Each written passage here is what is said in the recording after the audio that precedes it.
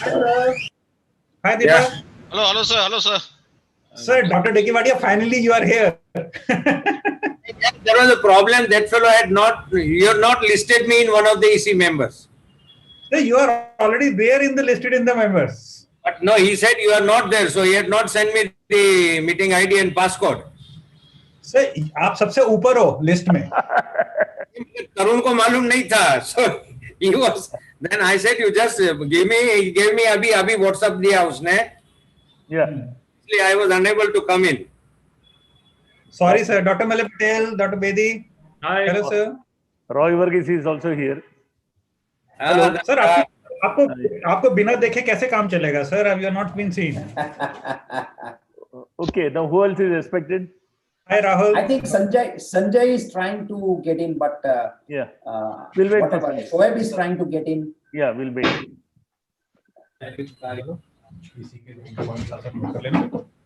Type हो जाएंगे तो साथ साथ ही पीछे टाइप करना टाइप अंदर आ जाओ ना मैं पीछे नहीं मुड़ सकता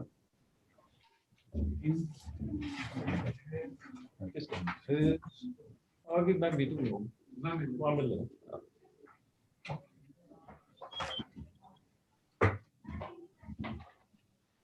हेलो मलाई Hey, yes. Deepak Rahul, Hello, sir. welcome here, and nice seeing you again after a long time. Rahul, can you hear me? Yeah, I can hear you. Sorry. Hi. No, not Rahul. Rahul. Rahul, है ना? Hi, Rahul. My name is Rahul. R-A-V. Yeah.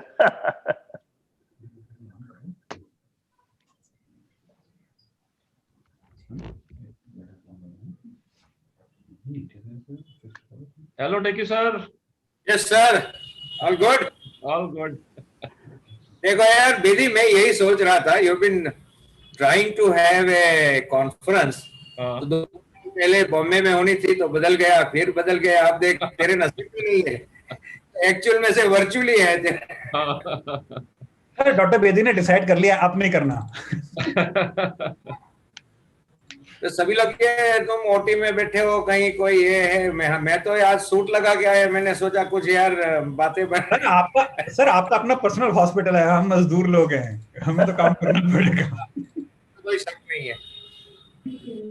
When is the main meeting starting today? 4:30? 4 o'clock, sir. 4 o'clock. 4 o'clock. 4 o'clock. Okay. So we have a little break in between, right? Sir, थोड़ा सा break है क्योंकि we have put in half an hour so that we can overlap and simultaneously, sir, there is a free paper program is going to start at 3 o'clock. Free paper presentation. Okay. So this Covid कैसे हो गया? Sir, because EC hall में, sir, we need to finish the EC meeting by 3 because the next session is at 3 o'clock in this hall only. Yeah. So we can start. Dr. Roy, please, we can start. It's 2 o'clock. Sanjay has come. Sanjay, I don't know, but I sent him the message. Yeah, no, I spoke to him. So Dr. Mark Malouf is trying to join. Shoaib has come in. Hey, Shoaib.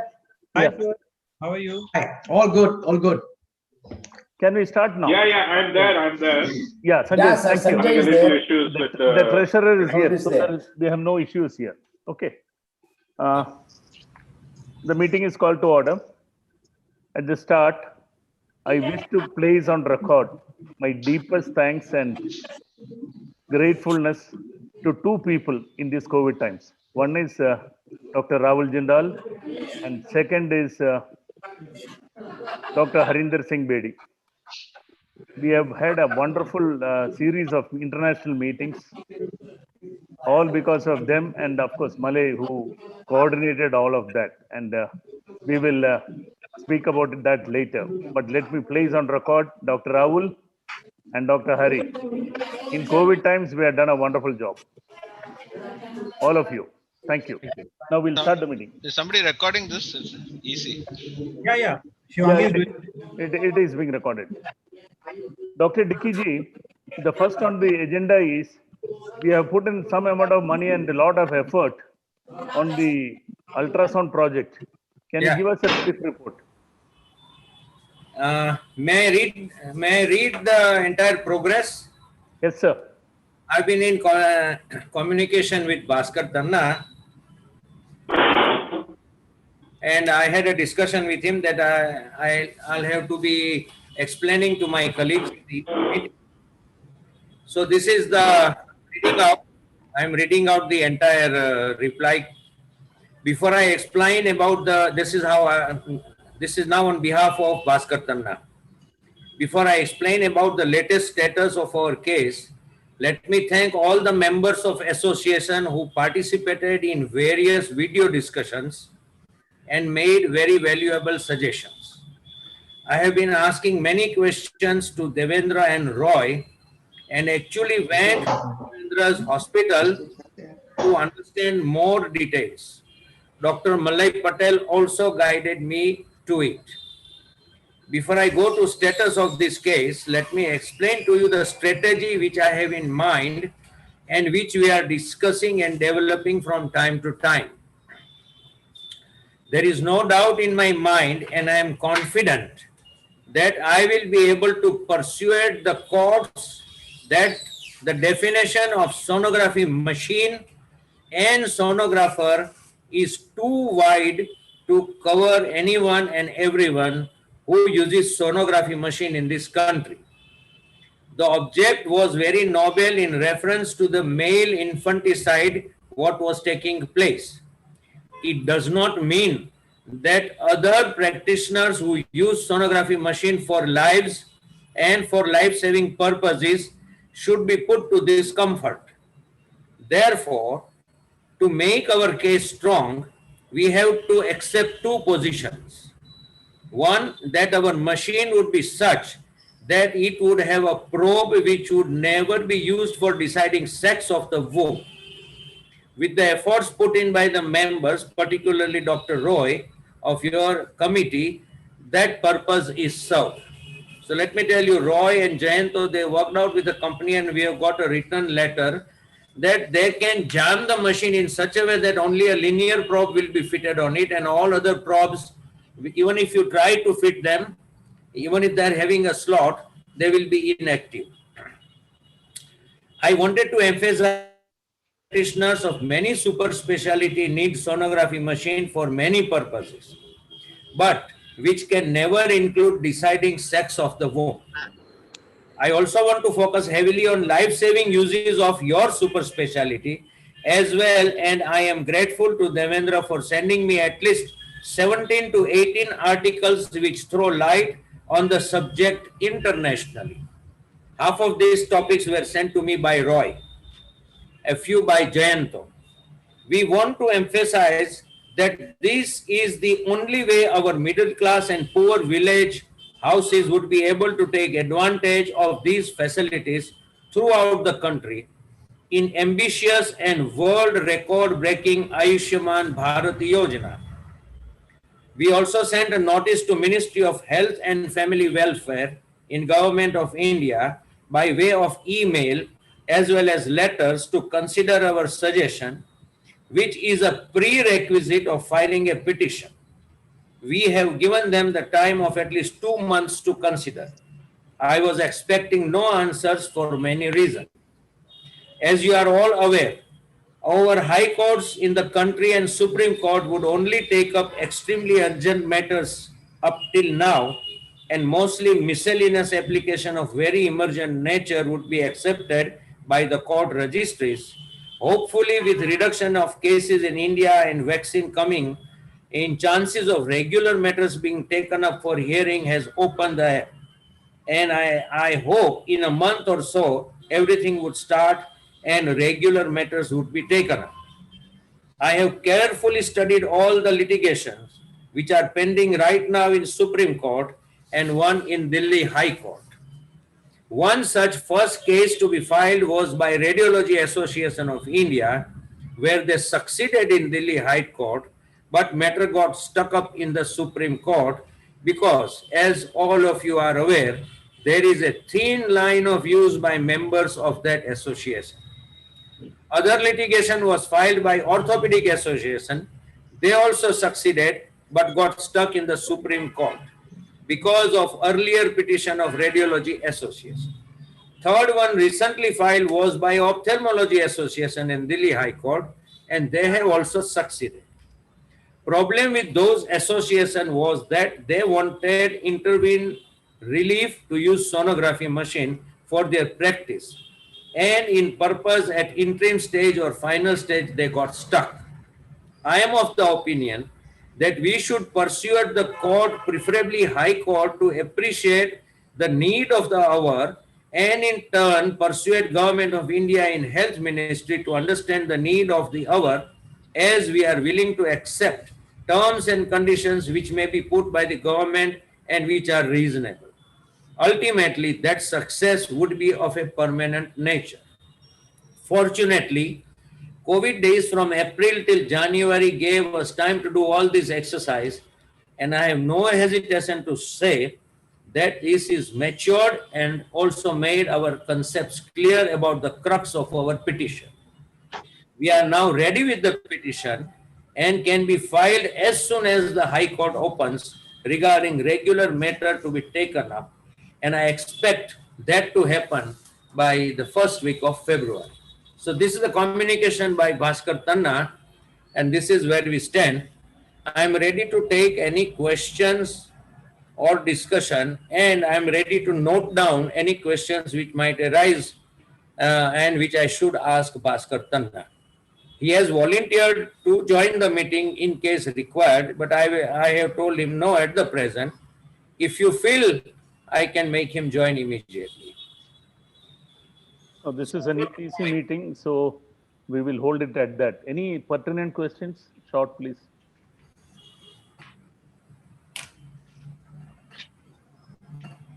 Just one comment that also I impressed upon Mr. Tanna that the probe that we will be using will not be able to see deeper than 4 centimeters. So that is one point that I also emphasized with him. Okay. That has been added into the draft. You know, this is what I've read is the amalgamation. Yes. But Yes. in the draft, that point has been added. Yes, yes. I have read the primary draft. The final draft will be before just we enter into the court, and that as the authorized person on behalf of the association. Now, can we move on to the next on the agenda? Yes, yes, please go ahead. It is the finance. I request Professor Sanjay Desai, Senior Professor from Bangalore, to present our finances. Before he presents, I'm extremely happy to say our finances are looking good, thanks to all of you and all the members. Dr. Sanjay, please. Thank you, Dr.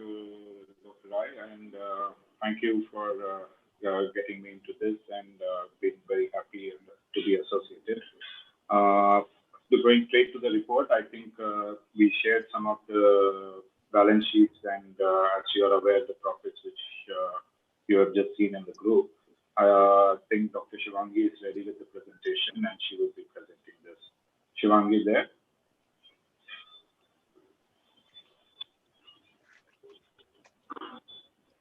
See, the balance sheet is there in before us on the officials list. Rahul, can you just read out a brief? Yeah, because it has been updated for today. That is the reason. The presentation slides, Rahul, I don't see Shivangi in here. No, Rahul can do that. Yeah, Rahul, I'll do it. Yeah. Sanjay, she's just busy sorting out the next session. Sure. The balance sheet is on 31st March 2020, which we are filing, as an income tax return. And on the basis of this, I have spoken to Mr. Alok, and he's going to try to file up, tax exemption forms also this year in 2021. So that's one very good. If we get that exemption, that will be very, very nice. And the balance sheet, it shows the amount what we have in terms of liabilities and in terms of amount, it is somewhere like 1 crore 42 lakhs. Can you just please put it on the screen like this? Yes, please. One screenshot. Yeah. Oops. Sorry. Oh, okay. Okay. And so this is the Yeah, that's good. That's good. yeah. Yeah. And as such, I'm just going to go through, what all, expenses we had in terms of, I think we are doing very well as an association. And I've just calculated today morning all the expenses. So we have paid 3 years fees to the CA, the chartered accountants. So from last 3 years, we have not paid him any fees. And so we have paid him 3 years fees at 75,600. We have done a secretary salary in the last 1 year. So now this I am reading from 2020 March up to now. So what expenses we have done in the Yes. last 10 months? Okay. We have done and secretary salary 54,000. Symposium expenses. So we have done, as huge number of symposiums, and the expenses for the symposium were 4,75,000. Now 4,75,000. This has been paid not for any secretarial work or any other expense. All this money has been paid to the speakers. So no money has been taken off anything else. Then we have also paid the rent for 2 years for the Venus Association of India's office. That is 120 rupees. So we are charging 60 rupees per year as a rent for the accommodation, the office. Then we have also paid an IT expense. IT expense includes our websites, Facebooks, Instagram, all our maintenance of the app, and also for doing all the VI seminars. You can see all the VI sanctuary. So that is 2 lakhs. So, we got a really good deal there. And, I think for the whole year. So total expenses, what we have done is 7,40,000 rupees in terms of expense. And in terms of getting the money, we got 2 lakh rupees, 21 lakh rupees we have earned this year. And so 21 lakh rupees, which we have earned, mainly it's by the Serdia company. They have paid the first webinar payment, they have done 2 lakh rupees. Second webinars payment, they have done 3 lakh rupees. Then we also got 2 lakh rupees from Dr. Sunil for the oration every year, which we are doing starting this year. Then we have also got a venous ulcer registry, as you know, which we are doing. So we have also got 9,25,000 rupees from Serdia, which is we are going to start making the payments maybe in February or March, as soon as the number of, we are going to make the payment, I feel, according to the number of cases which are fully filed, not just enrollment, because there is a lot of data which needs to be completed for all these patients.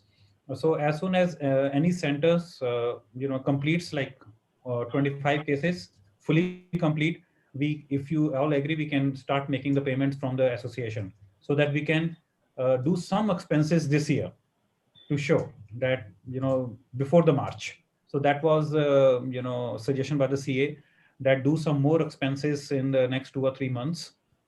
And we are going to do some expenses in terms of, for the conference, we are going to pay to all the residents who are speaking, all the nurses prizes and Serdia prizes we are going to do. So there are going to be some expenses, but we are also going to have a profit from Dr. Shoaib Padaria's conference. And we are also doing, for the first time this year, all money for this virtual Vaicon is going to come directly into the account. So we have not opened any other different account. And I think, we have been thinking it from last 4 or 5 years. And finally, we did it this year. So all the money from the companies will come directly to VI.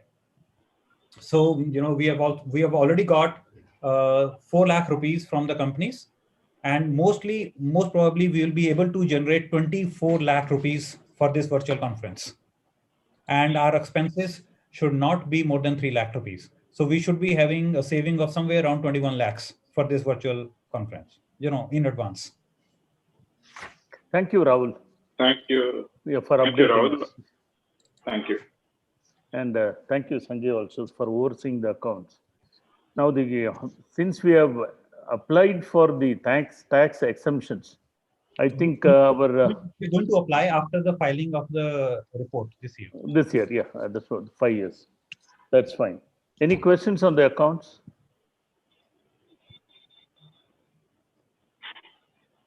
Anyway, we will be circulating the accounts, final accounts as of today. On Just the one question. How much was the profit in Shoaib's conference? Quite a bit. no, Shoaib is going to present, sir. Please. He's going to present. Yes. He is Oh, here he to hasn't present. presented, is it? No, not yet, sir. So, hello. One Tell me. question.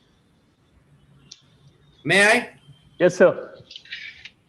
The amount which you have paid as an advance to Bhaskar Tanna, is it reflected in the previous year or this year? Previous year, sir. Okay, it's there. Yeah. Yes, sir. Yeah, okay. Can I, if no more serious questions, then let us If move I on can, to. President, if I can just make a Yeah, please. comment so that we are applying for the exemption. Exemption comes with its riders. So there are certain things, like Rahul was saying, we need to show expenses in terms of activities done and how the society is contributing. That is the exemption. It is not that they will just waive off everything. So it would be a good idea to start off, and I think Rahul did mention that from this year all the speakers are participation. So those things will matter, and I think moving forward, now that the money is coming into the society, we'll have to look at activities and show activities as being part of the benefits. So that point has to be noted as we apply for the exemption. Professor Sanjay Desai, thank you. We are aware of this particular problem, and I have discussed with Dr. Dickey, Dr. Rahul, and several other senior members. And we will be conducting outreach activities. One of our main activities have been running these ultrasound workshops for all our Venous Association members and try to get in new members. But the last 9 months, unfortunately, we could not go ahead. We have identified about 5 centers which are seeing. Ravul's will continue as the primary center, Kolkata at the secondary center, and Vellore in the south, and we expect Sanjay you to run another in Bangalore. And of course, Shoaib ji has been doing a wonderful job. I'll come to Shoaib ji later. I'll reserve something special for him. And in the Delhi sector, I think our new incoming treasurer, Gulshanjit Singh, will be able to do that. And I have identified another 2-3 centers. One is in Nagpur, and Shoaib should be helping us with that. And also one in Indore through our Harinder Singh Bedi and a few other centers. So this will involve money, and where the experts will go and work out this thing, and we'll get more members.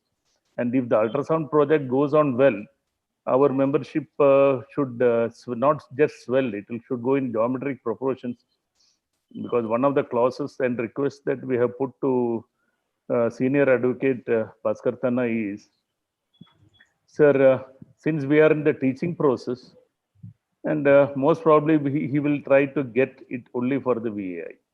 This is in confidence. So you know where it means. Now, can I request the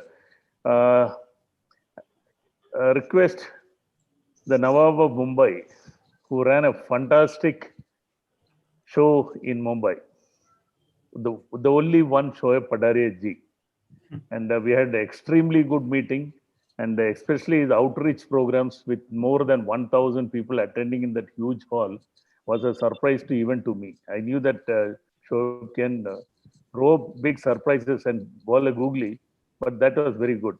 Shoaib ji, can you just update us on your conference once more, officially?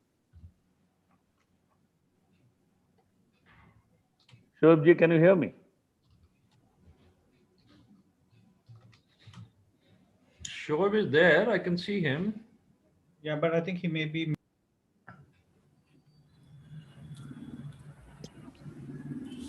Hello, Shoaib is muted. That's a problem. His video is on. He's using. You should bring him up, I think. Yeah, please bring him up.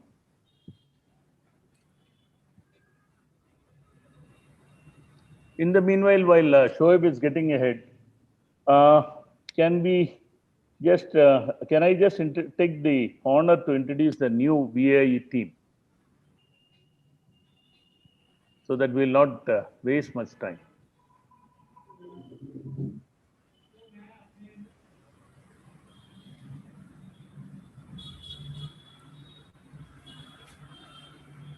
Hello. So you have the list with you or not? I have the list in my mind. Okay, no, I can read it for you if you want. Okay, that would be great, sir. Please.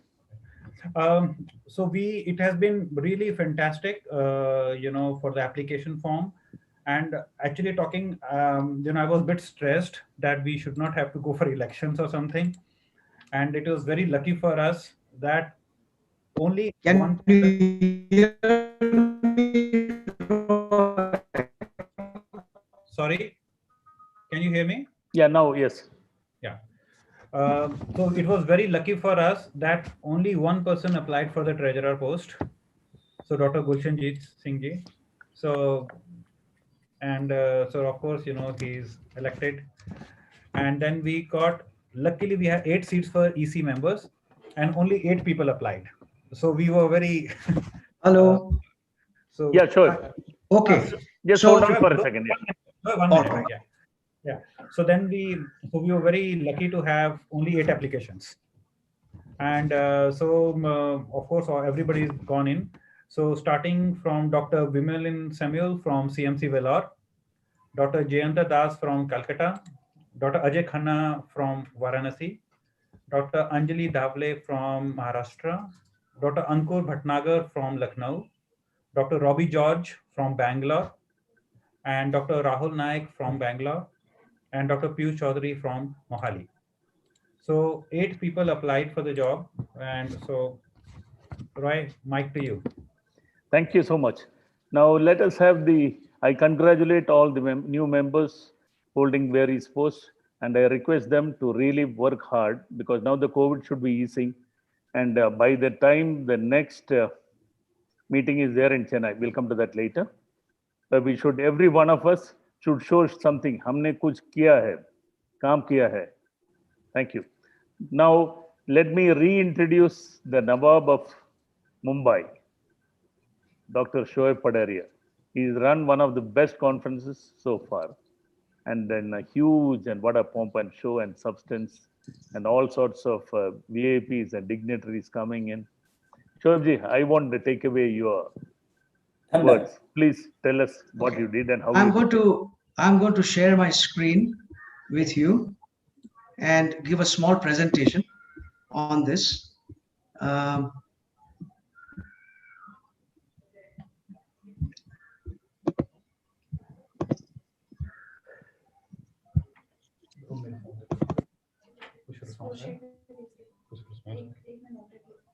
Can you see my screen? Yes, sir. Yes, we do. All right. Can you see the presentation? Yeah? Yes, sir. We do. Fine. Okay. So friends, first of all, Happy New Year 2021. And it's nice to see our president, Dr. Roy Verghese, here hosting this fantastic EC in times of this pandemic. Let me also take this opportunity of congratulating Dr. Bedi and Dr. Rahul Jindal for setting up a wonderful program with speakers from all 5 continents who are going to participate in this next 2 days. Now coming to Vaicon 2020, the 13th conference of the Venous Association of India, which you all gave me the privilege of hosting in Mumbai last year. Especially Dr. Roy Verghese with his continuous backing and support, and Dr. Bedi and Dr. Jindal for their great suggestions, and Dr. Malay Patel, who one can never forget, putting us in touch with all the top-notch guys all over the world and inviting them to come to India. Malay has been a great help all throughout. So this conference, as you all know, all of you were there, and I was very happy to see that everyone attended. And lucky for us, this was one of the last major international conferences to be held before the pandemic. And after that, I believe no such conference of this magnitude has been held to date on a live basis. That's true. So in this conference, there are some details which I would like to give you. The total number of delegates, the Indian delegates which we had for this entire conference, registered delegates, were 221.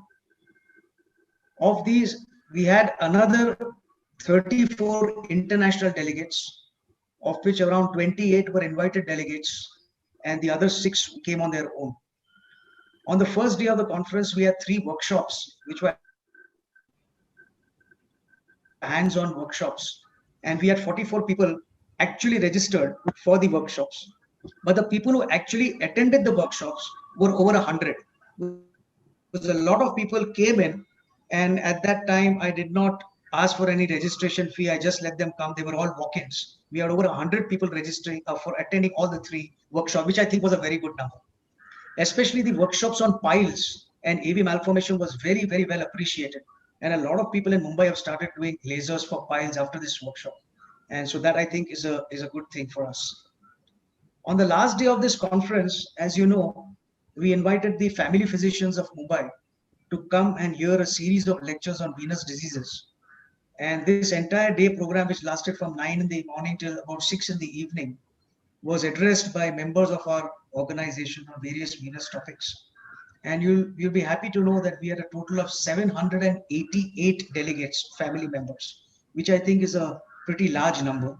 And they have basically understood venous diseases, and they are starting to treat their patients in a more scientific manner, having come for this CME. So my earnest request is that this sort of a CME for family physicians should be made an integral part of all future Vaicon conferences when they are live and personal, at least in the cities where they are being held. The number of countries which were represented during this Vaicon, 13th Vaicon, was 24, which I think is also a large number. And not only that, but we had people from every single continent, and that was very, very good. Finally, as you know, last year was a very tough year economically, just before our Vaicon. And many companies were not really ready to come forward to support the conference. And although we had planned the conference on a very large scale, we were very jittery as to how many people would actually participate and how many companies would participate. But it was lucky that we worked with. And finally, we managed to have 34 companies who actively participated, not only with stalls, but also financial obligations. And now the final slide, which is important, and that is what are the financials of the conference. So although we had spoken to all the 34 companies, and the companies are actually committed to paying their dues, as the conference approached towards November, we realized that a lot of companies were starting to go back on their commitments, and they were not ready to fulfill their full commitments which were given to us. Now, it was not really a good idea to fight with these industry partners because we would need them again in the future. So I just kept my fingers crossed and cajoled them.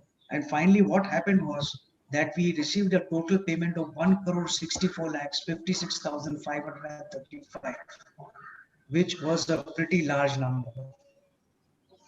Now, this sounds very large, but you will realize that this conference was a very large scale. Not only that, we had to look after a lot of national and international delegates, including their room fees, waiving of the registration charges, and so on and so forth.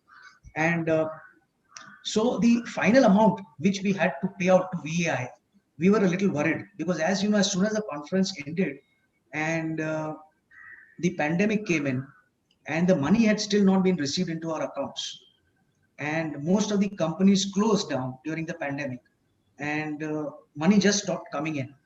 So at one point we were wondering what we are going to get as far as the surplus is concerned. So by the 2nd or 3rd week of February, we thought the surplus would be around 10 lakhs.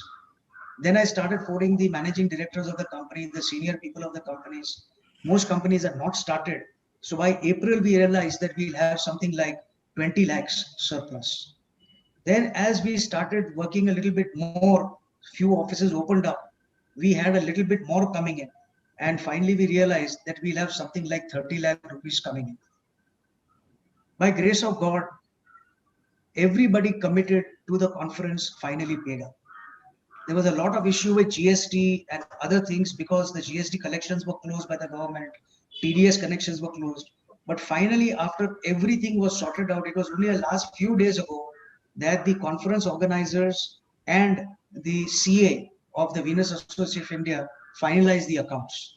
And you'll be happy to know that not 30 lakhs, but we managed to have a surplus for VAI of an amount of 41 lakhs 81,514 rupees. So I think this was a pretty large amount for a conference in the difficult times, and we must appreciate the sincerity of our industry partners who have kept their word and they have finally delivered in spite of all the tough times they have also gone through. So I think in future we must look after them like they've looked after us. Finally, a word of appreciation to all the EC members and all the volunteers from the members of the VAI who devoted their hearts and souls and large amount of time to making this conference a success. A special thanks to Dr. Roy Verghese, who was there from morning to night during all 3 days of the conference, and Dr. Malay Patel, who kept on sending emails to all our foreign participants.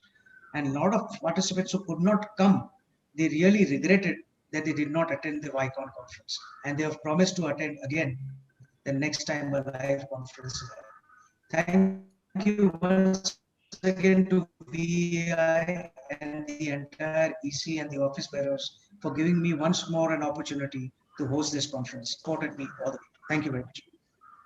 Dear Shoaib ji, Yes. you hear me? You have been Yes. promoted to the post of Sultan. Okay, that's one. And where is our, give all our regards to the graceful lady that you possess at home and Thank you. everywhere, Thank you. Naseem. Now it's open, sir. Congratulations, Shoaib. Well done. Thank you, sir. Amazing outcome. Can I just make my point? Amazing outcome. But there's one point I think, Roy, I don't know if you're going to mention it later or it's been not mentioned. Please go ahead. Yeah, it's the journal thing. Shoaib has also worked on. I'm coming on that. I'm coming. I have the secretary's report. Okay. I'm coming on that.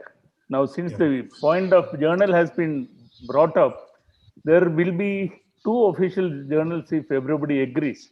One is one which Shoaib ji is doing, and second is the one which is with our own Sanjay Desai.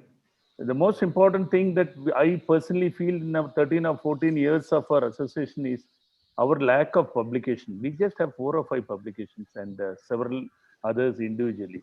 We should, Shoaib and Sanjay should take the point ahead, and anybody who, we should present it in the GB, we should present it in our GB, that these are 2 gentlemen who can edit, who can guide you, who can mentor you, who can proctor you, because they have all the energies to see that the papers are published. And especially, one of the major problems that I've seen is to writing down the SOPs and protocols. Malay will agree with this. Now, please go ahead.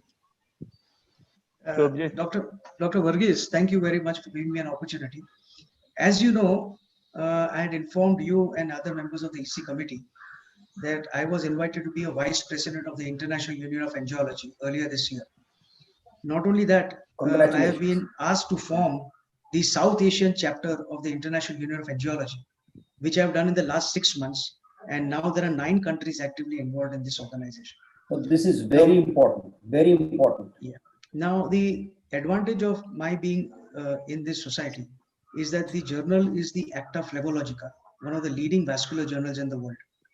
And we as a member society will be given an opportunity in priority for our members to publish in this journal.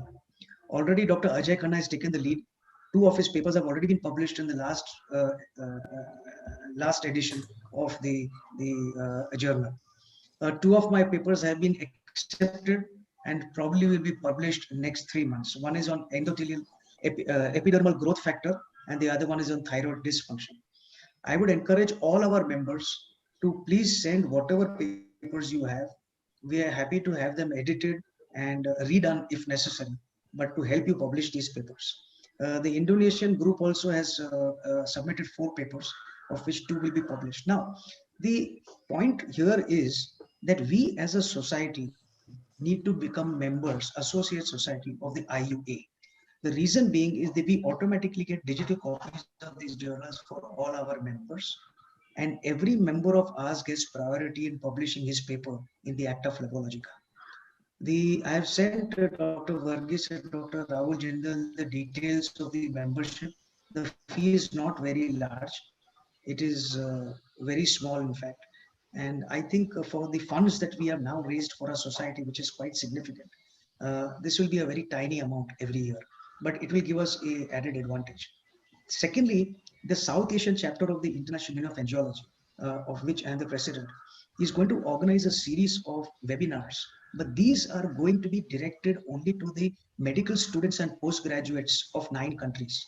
These include India, Sri Lanka, Nepal, Bhutan, Malaysia, Indonesia, Thailand, Singapore, and Kazakhstan.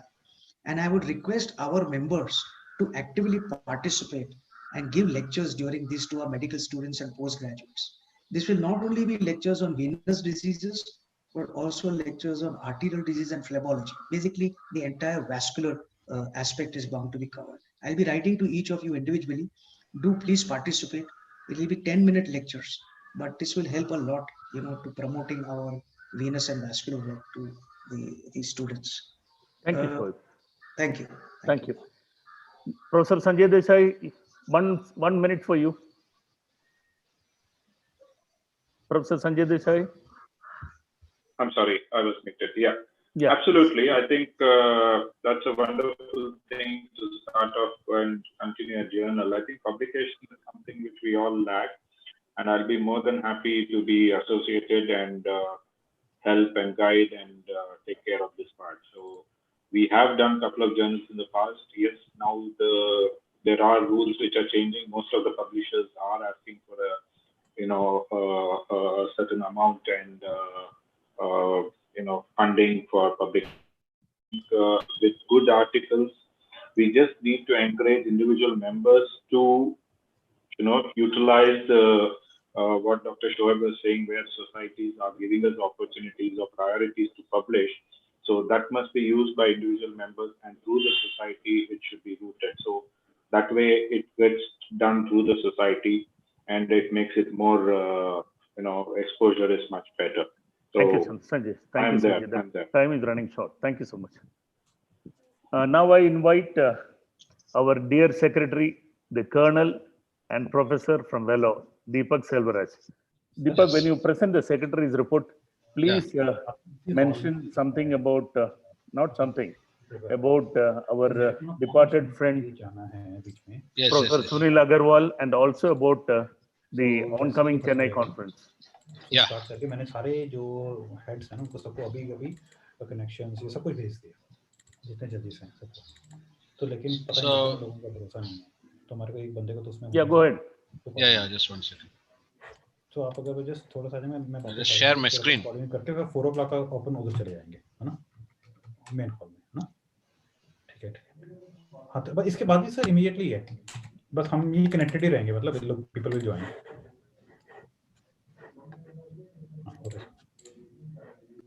Can you see my screen? Yes, sir. Yes, Deepak, we can Okay. see. This is, I need to act a little bit more, but I'll just finish it very fast. Sorry. This means, okay, stop.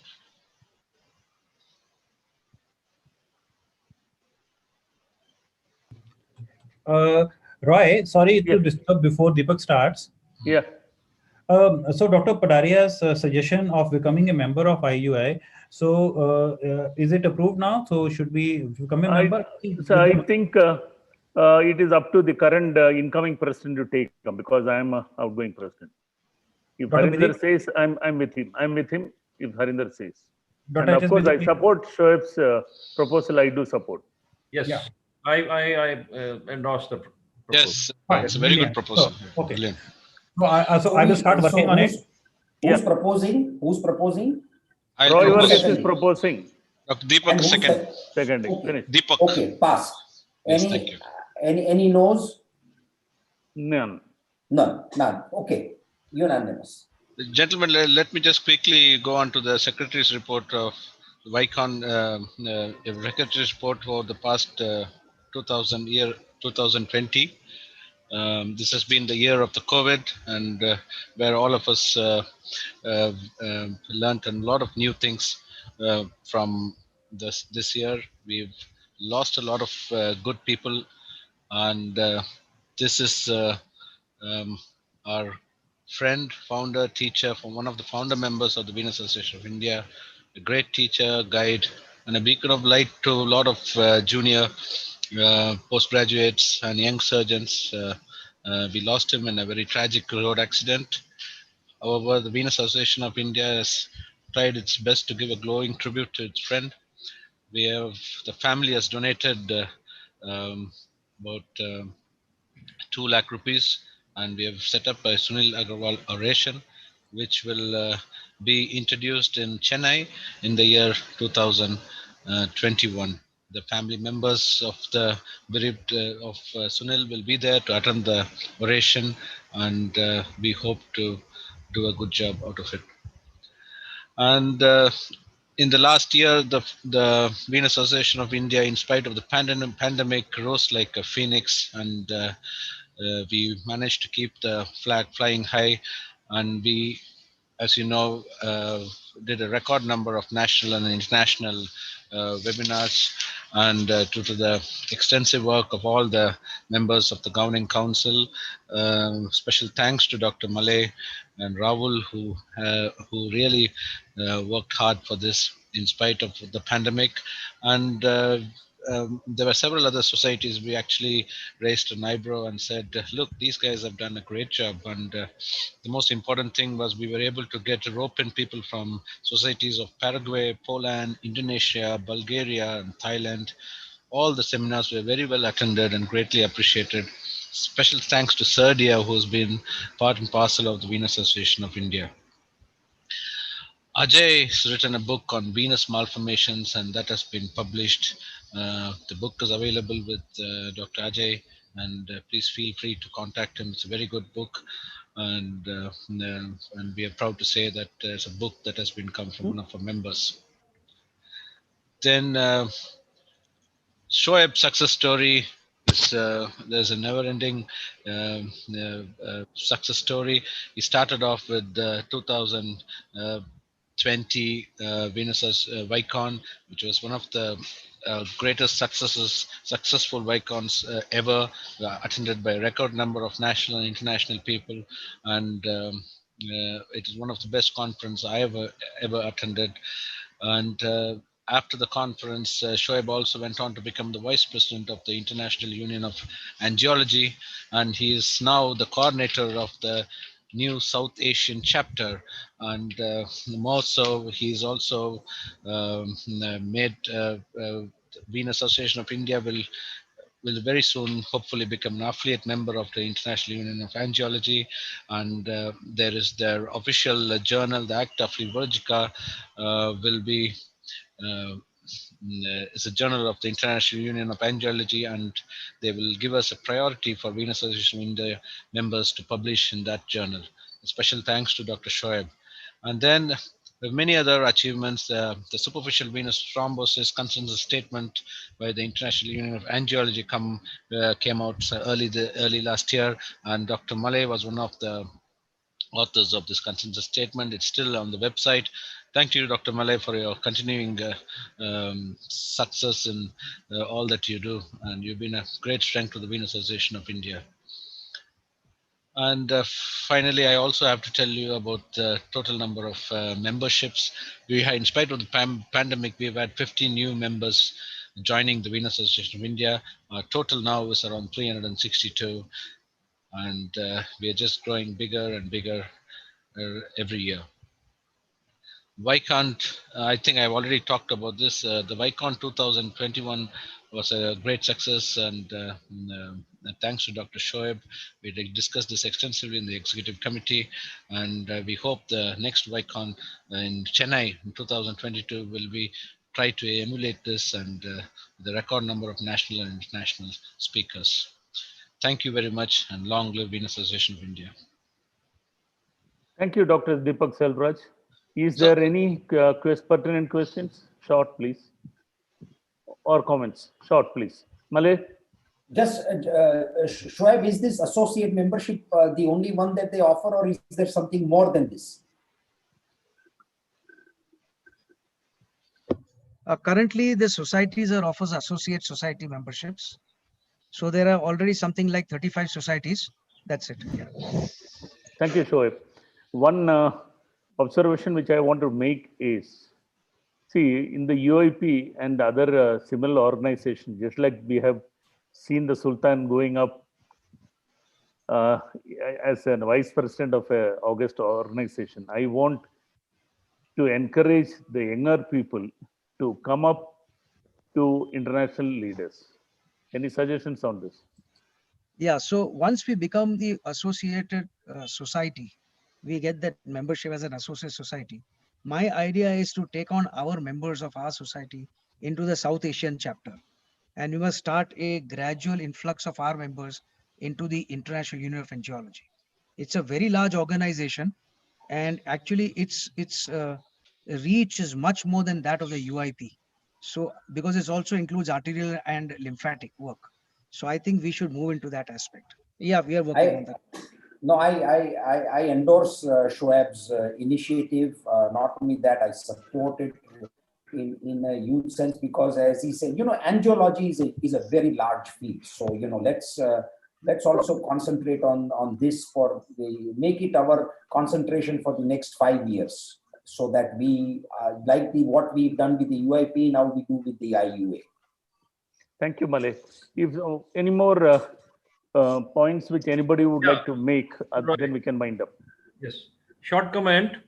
I am the editor of guest editor of an online portal called DocPlexus. And we had used them with Shoaib's conference, and they have a very large, one of the largest portals. And I suggest that we have some sort of official tie-up with them, and there is no financial implication. And all of us, this time also, we have got about 6 interviews, which they will air themselves. And all of us can write an article each, and I'll make sure it gets published. It's read by a huge number of people. Thank you, Hari. You must take this thing forward, much more forward than many of us could do. Thank you, Hari. Do that. And I have one last suggestion before we wind up. Thing is, the formal inauguration of my team formally will hand over the association and its reins to Harinder and the incoming team formally now. But we will have, I propose that हार जो लगाने का है सबके सामने करने का. Dikki Saab, so we'll do that formal inauguration next year in Chennai in a live meeting. Yeah. But that's a good idea. It is the power is handed over, the reins are handed over to the new incoming team led by Professor Harinder Singh Bedi. Well, welcome Harinder Singh Bedi. Thank you. Thank you. Sir, I need to make one point before we close. That also happened in GBM.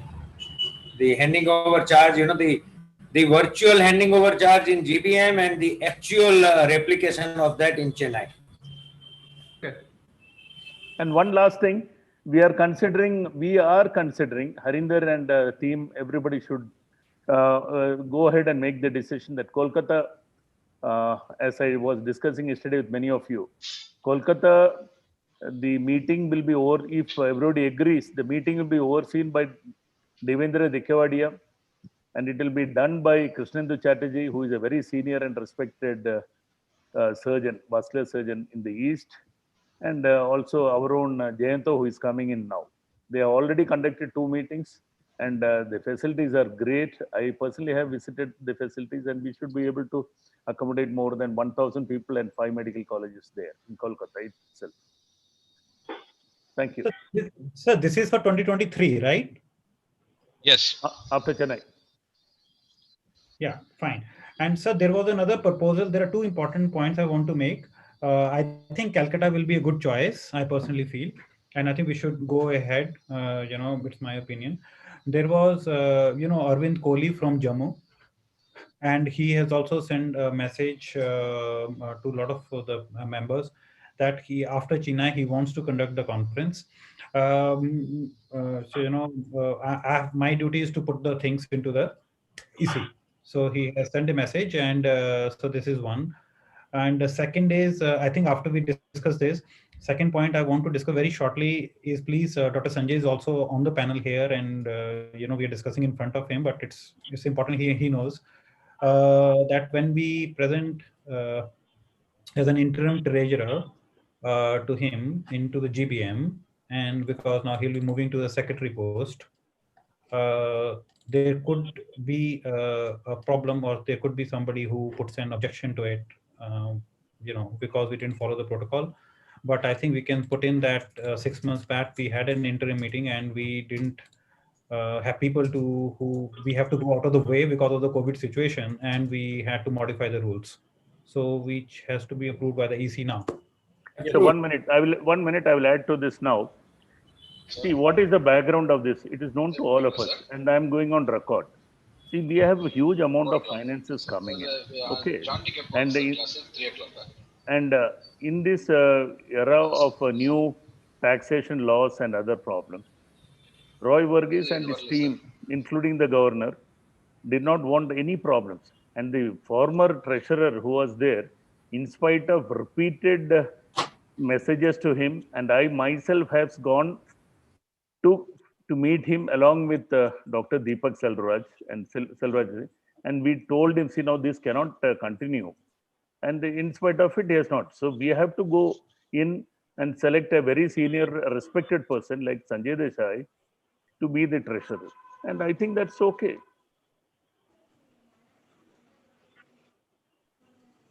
Oh, nobody is objecting to that. In fact, your efforts were stellar in that sense.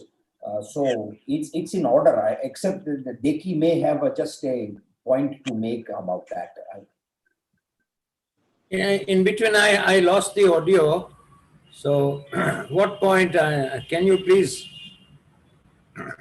So basically, point was, as Dr. Rajkumar was not attending the meeting, and there was we tried our level best. It went on for 1.5 years.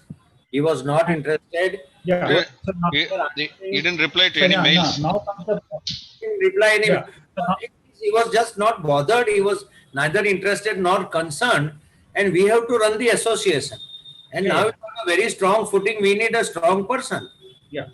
And we are happy that Sanjay agreed to it.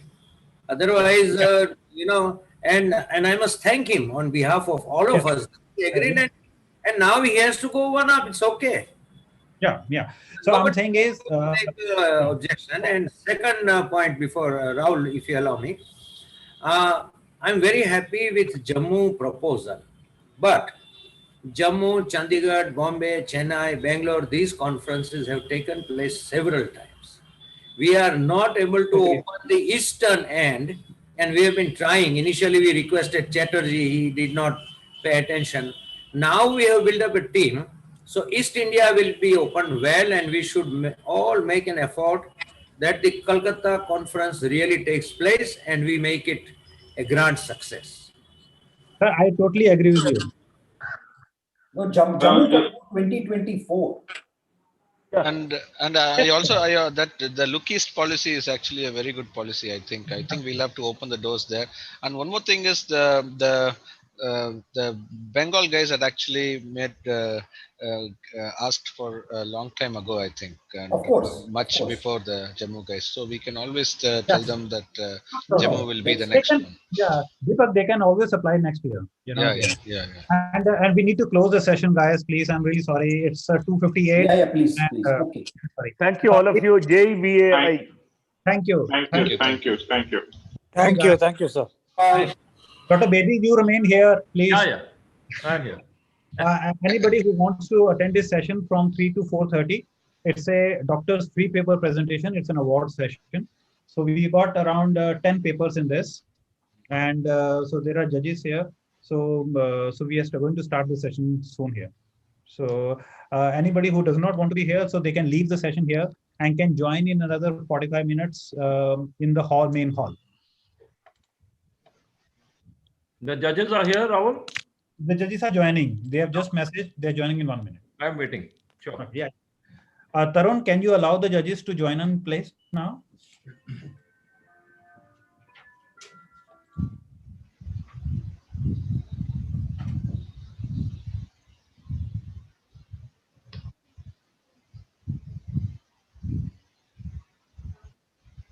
Hello, Dr. Shantanu. How are you? Good to see you. Hello, sir. It is very nice to see all the good faces. Same here. And we got Dr. Piyush Chaudhary from Mohali. Dr. Piyush. Hello. And I don't know who else is joining here. Is Luis Rene from Mexico here and Kampul from Thailand? So Dr. Ajay Khanna has joined. So that's nice. Thank you, sir. Dr. Ajay Khanna, thank you. Shantanu is there. And congratulations for your book.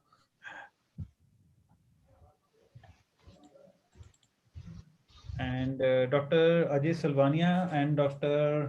Thank you, Rahul. Thank you very much.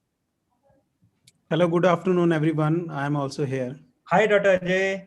How are you? Bedi, sir. Thank you. Piyush, Deepak, sir, Dr. Ghosh, Dr. Shoaib, everyone. Ajay, your photo is not coming. We want to see you after a long time. Yeah, there you are. You're becoming younger and younger. What is happening in PGI? What is your presentation? Huh? There's some prize paper today also.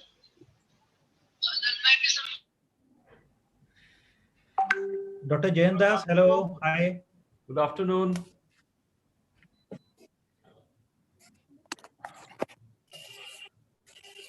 Dr. Jain Das. Ajay. Hello. हाँ, आपका photo नहीं आ रहा. Hello, sir. Ajay, I didn't hear from you after that. So are you going to send those things or? Yeah, sir. It will come from by registered post from director office. Oh, okay. I've got one of your boys now as PG man. Reddy. Jnanendra Reddy. Speaks very highly of you. Thank you, sir. He is like hardworking guy, actually. Yes, very hardworking.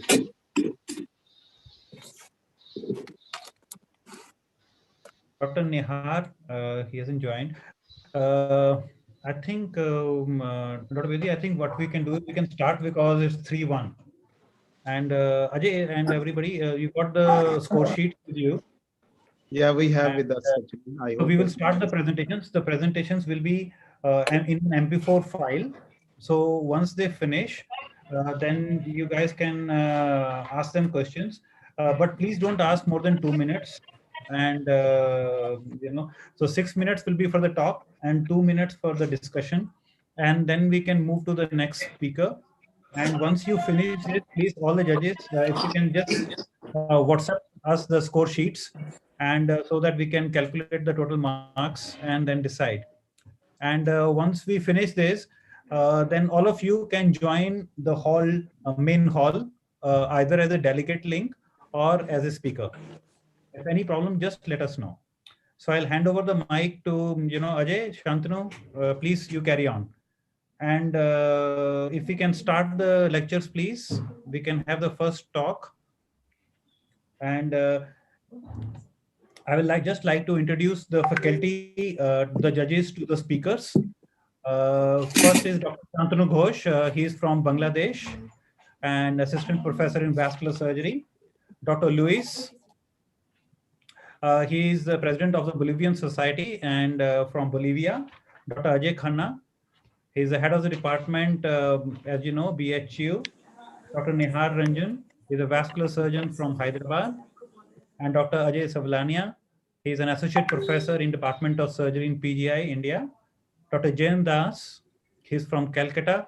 And, he will be, all these guys will be as a judges. And so please, best of luck to all the students. Okay, Tarun, we can start with the first lecture. Tarun, we can start with the first lecture, please. Dr. Sohail Nagib.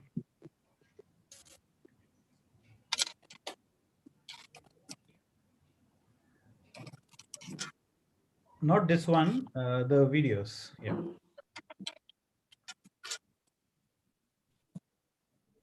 Yes, please. Thank you. Yes.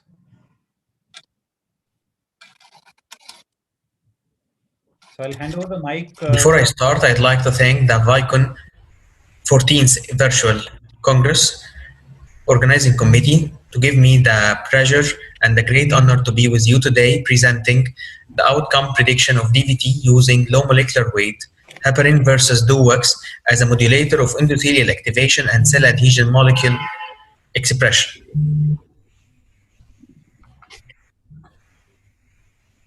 Inflammation has close relation to thrombosis.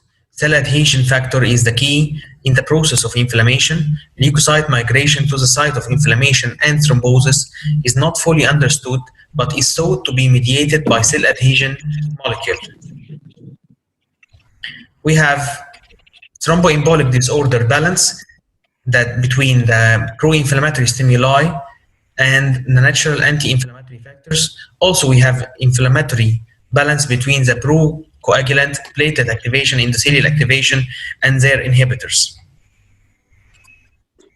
Our objective to compare the role of low molecular weight heparin versus DOAX in treating acute phase of proximal lower limb DVT first 3 weeks.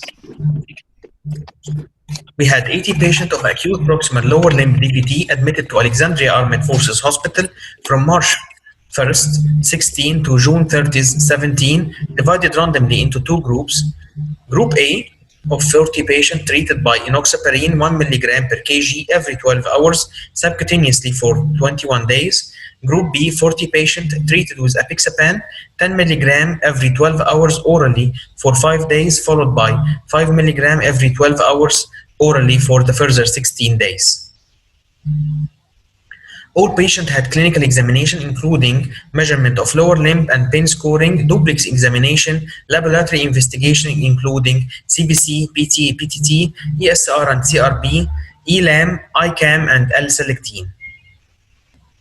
Our demography ranged the age in Group A, 46 years, compared to Group B, 54 years. Male to female ratio was 24 to 14 in Group A versus 21 to 19 in Group B. Regarding the risk factors, we have provoked to non-provoked DVT 33 to 7 in Group A compared to 29 to 11 in Group B. Site and size, we had left side predominance in both groups with iliofemoral DVT in approximately 20% in both groups. Regarding the presentation, both presented with heaviness, tenderness, and edema, swelling in both groups, a little bit color changes and dilated veins in few numbers. We had significant decrease in all measures in both groups after 3 weeks with p-value of 0.005. Regarding the effect of low molecular weight and DOAX on pain severity, 7 days follow-up of pain severity scale was almost the same. Regarding the plasma inflammatory markers, ESR and CRP were almost the same in both groups. Regarding the L-selectin, we had significant drop in its level in patients of both groups, and this means early stoppage of the endothelial activation and diminishing of pathological process. Regarding the ELAM, we had significant decrease in its level in both groups after the 21 days. Regarding the ICAM, we had significant decrease in the level in both groups, and this means decrease in the monocyte activation. To conclude, Mr. Chairman, dear professors and colleagues, both low molecular weight heparin and DOAX play equal and important role in depressing endothelial activation and decreased cell adhesion expression, which markedly improves the inflammatory process of acute venous thrombosis phase. Decreased level of ELAM and L-selectin after using low molecular weight heparin or DOAX is helpful in treating patients with DVT and prevent complication and recurrence. Thanks a lot and looking forward to see you next year.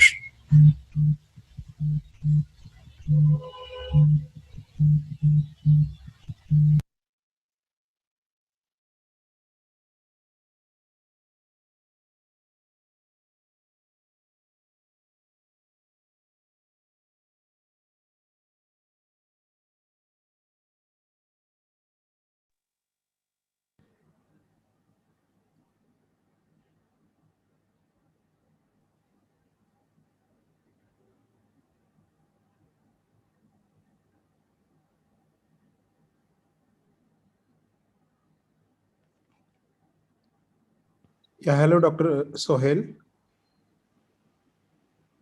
Good morning, sir.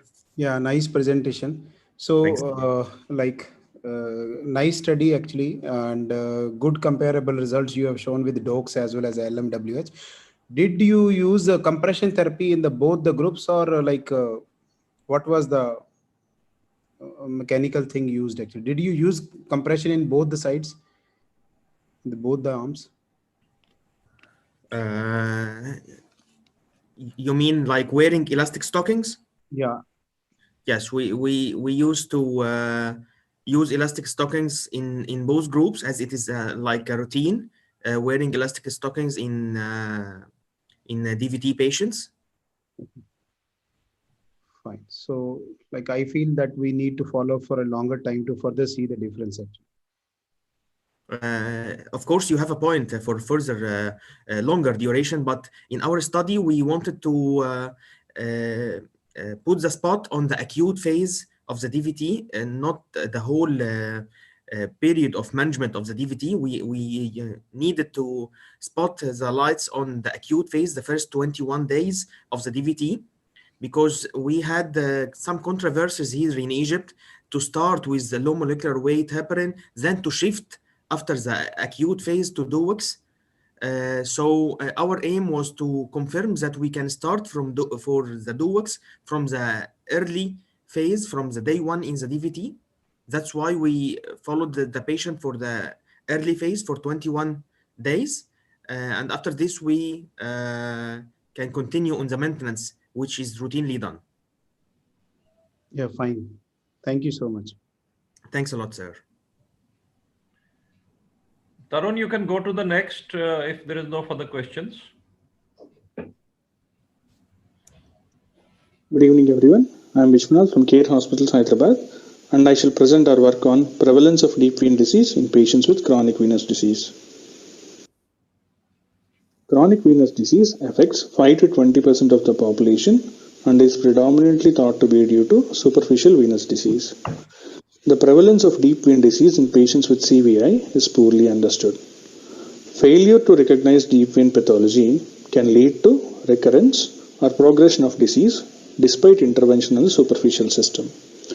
However, imaging of deep veins poses several challenges, the major one being lack of a simple and non-invasive dynamic tool for assessment. MR venography is excellent in imaging luminal thrombus and has established a role in diagnosis of thrombotic deep vein disease. However, its role in non-thrombotic disease is yet to be fully explored. It is a non-invasive investigation and does not involve use of any radiation or contrast. It also provides an opportunity to study associated soft tissue changes in CVI. However, MR venography gives static images, is taken in supine position, and doesn't provide any information about the functional status of the venous system. Our aim is to study the prevalence of non-thrombotic deep vein disease in patients with advanced CVD. We conducted this prospective study with 38 patients at Department of Vascular Surgery in Care Hospitals, Hyderabad from November 2019 to March 2020. We included patients who were 18 years and older with CVI clinical stages C4 and above who underwent an MR venogram. Patients with history of DVT or arterial disease were excluded. Our study included 38 patients with 55 affected limbs, of which 3/4 patients were male. The mean age of the study group is around 52 years. About half the patients had C4 disease as per SEEP classification, while 40% had C6 disease when highest C stage was considered. Bilateral involvement was common, seen in 45% of the patients. Left side disease was more prevalent than right-sided disease. GSV reflex was seen in 20 patients, while 9 patients had reflex in short saphenous vein and 4 patients had reflex in the deep veins. 6 patients did not have any reflex on duplex scan. 8 patients had history of recurrence following intervention on the superficial venous system. More than half of the patients had evidence of deep vein pathology on their MR venograms. Common iliac vein stenosis was the most common lesion seen in 55%, followed by extrinsic compression, chronic DVT, external iliac vein stenosis, and Budd-Chiari syndrome.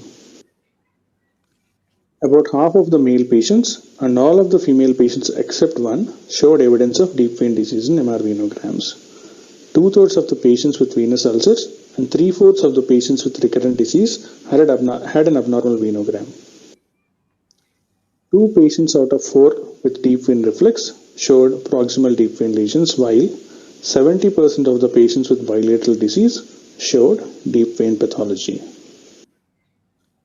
The limitations of a study include a small sample size, and MR venogram was performed only in selective patients and not all patients with advanced CVD. Hence, a degree of selection bias is inherent to the study. Also, all the limitations of MR venography reflect upon the results of this study. Within the limitations of the study and MR venogram, the prevalence of deep vein disease is high in patients with non-thrombotic CVD. Patients with venous ulcers, recurrent disease, and bilateral involvement may benefit from evaluation of deep venous system before intervention. Thank you.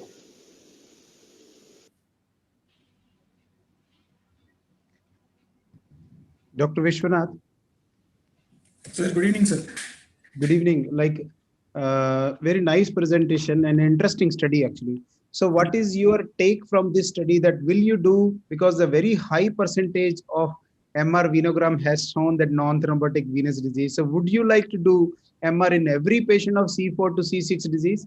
No, sir, not every patient, sir. Currently, what we do is in a very selected group of patients, I think at least only 10% of the patients with advanced CVD, we tend to do a MR venogram when there's a strong clinical suspicion of a deep vein disease.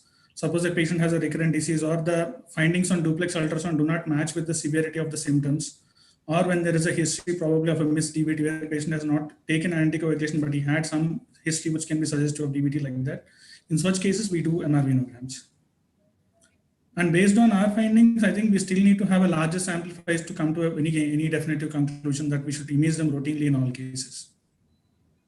Like you said that recurrent disease, it means that C4 disease, what we have treated with the some energy source and compression and then fair trial of some few months, as what I can understand, then you will go for MR, or on the first visit from the history, you decide that this guy is having generally the C4, C5, C6 disease. It means that patient is having a kind of intractable but going up and down kind of variation. That is, I think, with everyone, the venous disease presentation C4 to C6 is yes. I'm still not clear that what would be I agree that patients who had repeated ulceration in spite of best compression and treatment, but still there should be some objective criteria scoring system which can better we can catch this patient and better manage these patients. That's why I like this study, but we need to have some yes, sir. Actually, what we are trying in our department is, I'm presenting it tomorrow. So we are trying to use artificial intelligence to find those patients. Nice, Vishwanath. Thank you. Thank you, sir. Dr. Vishwanath. Sir. I'm Dr. Ajay Khanna from Varanasi. Hello, sir. I'm Vishwanath. You know, there's a new change in the classification of the SEEP, because yes, you were showing only the C4A and B. But now there's a third category which is there in that is the C4C also. So have you taken that into consideration or not? No, sir. Because now the corona which is there, corona phlebitis tactica which is there, that comes in the C4C now. Yes, sir. Okay, so that has to be also considered when once you're telling about that. Now, if you got a facility for the IVUS, no, we do have. Will you prefer the MR venography or will you prefer the IVUS for that? No, I do prefer an IVUS always, sir. But the challenges we face with IVUS is one is the cost and another being an invasive procedure. So because of this, we are facing an limitation. So we are using MR venogram as a screening procedure, and we have a positive MR venogram, then we go ahead with IVUS and do the study. Okay, thank you. Thank you, sir.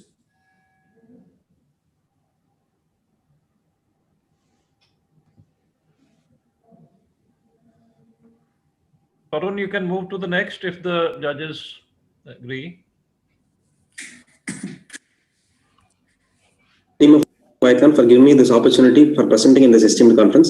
I am Dr. Adarsh Kumar, a third-year postgraduate resident from the Department of Vascular and Endovascular Surgery, Ramya Medical College Hospital, Bangalore. My topic of presentation is bolstered to the blocks, a prospective comparative analysis between endovenous RFA and conventional stripping for primary varicose veins. It's a tertiary care center's experience. Varicose veins is there since the dawn of humanity and it significantly affects the quality of life. Treatment of varicose veins is mainly done for three reasons. It can be either cosmetic or for reduction of symptoms or for prevention of complications. Half of adult population now have the stigmata of disease and they want to get treated at an earlier stage and they want to return back to work also faster, and most of these are for cosmetic reasons. So modern surgical understanding started as early as 18th century when Trendelberg established the surgical principles of abolition of venous reflux, which is still accepted as a gold standard. So though the conventional open surgery and RFA has been in use for more than a decade now, what is the need to do this study? We have noticed that there are only few national literatures mentioning a comparative analysis between both these groups in terms of quality of life improvement. So this is supportive evidence to the national literature that our primary aim is to analyze the post-operative quality of life with both the groups, and secondary outcome is to see the clinical outcomes at the end of the 1 year. So materials and methods is a single center retrospective study done at Ramya Medical College Hospital over a period of 3 years from June 2016 to June 2019. 230 patients were included in the study, and inclusion criteria we had were age 18 to 16 years, both sexes were included, duplex showing SFJ reflex with GSV incompetence, CAP class C2 to C6, ambulating patients who are consenting and willing to follow up were included. Exclusion criteria were recurrent varicosities, associated deep venous incompetence, tortuous GSV, vein diameter of less than 3 to more than 13, who have severe systemic illness or with an arterial insufficiency, AB of less than 0.9 were excluded from the study. Using a simple randomization, they were split into two groups. Group 1 comprised of open group and group 2 is RFA group. The RFA group who had GSP ablation from the level of the SFJ to the knee level, and group 1, that is the open group, had SFJ flush ligation with stripping of GSP up to the level of the knee. So both groups underwent foam sclerotherapy of the marked varicosities. All procedures were performed by one of our 3 consultants who have more than 10 years experience, and duplex scan was performed both before and 24 hours post procedure. They are advised to ambulate immediately after the surgery. In-hospital parameters that we measured were length of hospital stay, procedure time, VCSS scores, and early complications were recorded. Follow-up of these patients were done 4 weeks, 12 weeks, and at 1 year.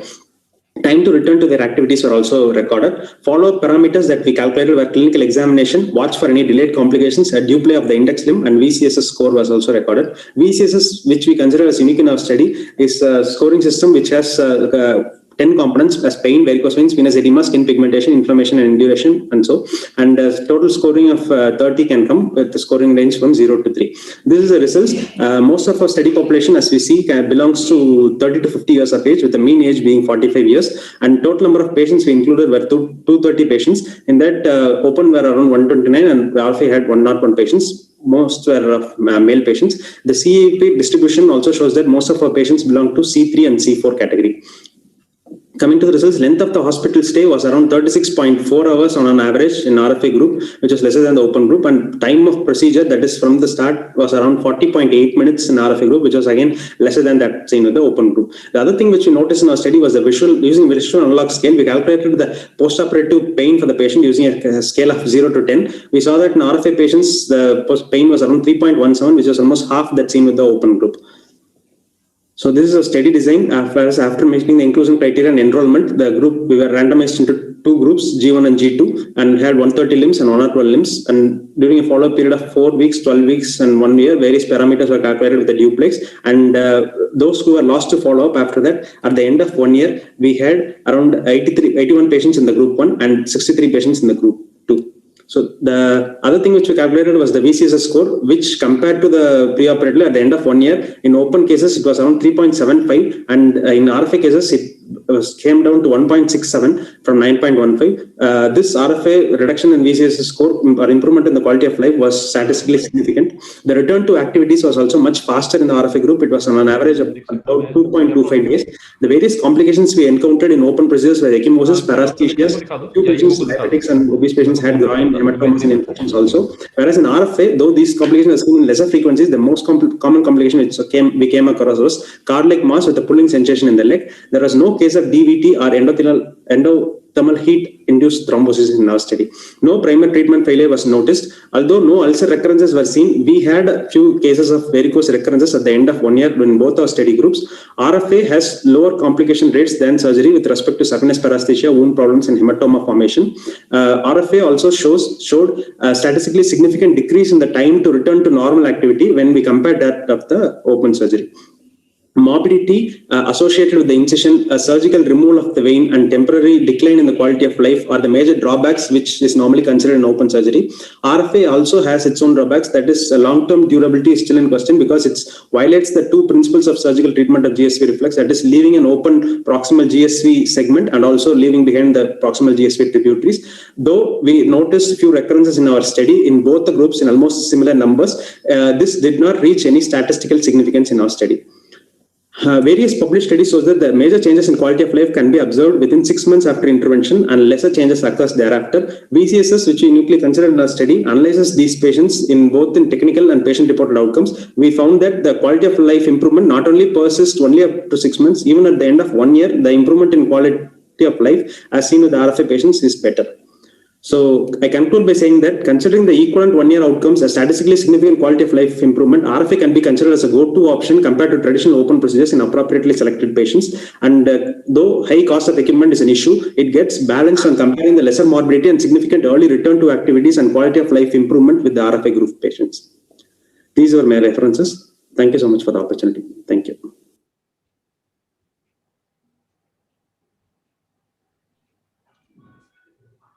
Hello, Adarsh. Good afternoon, sir. Yes, sir. Good afternoon. So interesting study, and like as per data, your results are almost similar to that. But you made a point that the recurrence in RFA probably because of that proximal 2 centimeter of the GSV and the tributary is the left open. But you know there is a data also where the RFA was compared with another RFA where the SFJ was ligated and tributaries were ligated, and they found more recurrence when it was ligated because of the neo-revascularization in that area. So that concept is like difficult to say. I would ask that in that failure patient actually or reopening of the veins, did we see that which area had a reflux or whether it was really related to the most proximal segment? No, sir, it was not related to the proximal segment in our case. Okay, fine. Thank you, Darsh. Thank you, sir. Thank you so much. Dr. Adarsh, whenever we think about the quality of the life, I think there are specific parameters which you have to see for that. Okay. There are general instruments which are there for the quality of life, and there are specific instruments which are there. Okay. Like whenever you have to assess the quality of the life, you have to carry out the SF36. That is a general instrument where, because in every case, wherever you, whatever is the varicose vein or any other pathology or which is there, you have to look for that SF36. And Okay. second is like there are specific instruments which are there, like there is a Charing Cross scale is there. Okay. So I think if you really want to look for the quality of the life, you have to see for those things.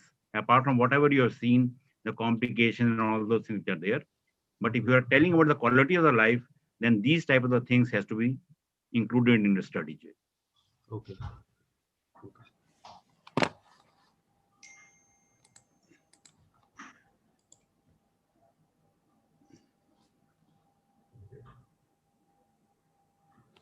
Okay, if time is okay, or like already moved beyond 8 minutes, we can move to next presentation, I think. Yes. Thank you, sir. Thank you, Dash. Thank you, sir.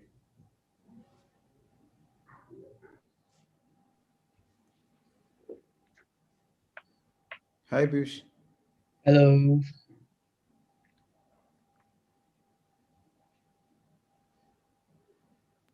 My topic today is Klippel-Trenaunay syndrome.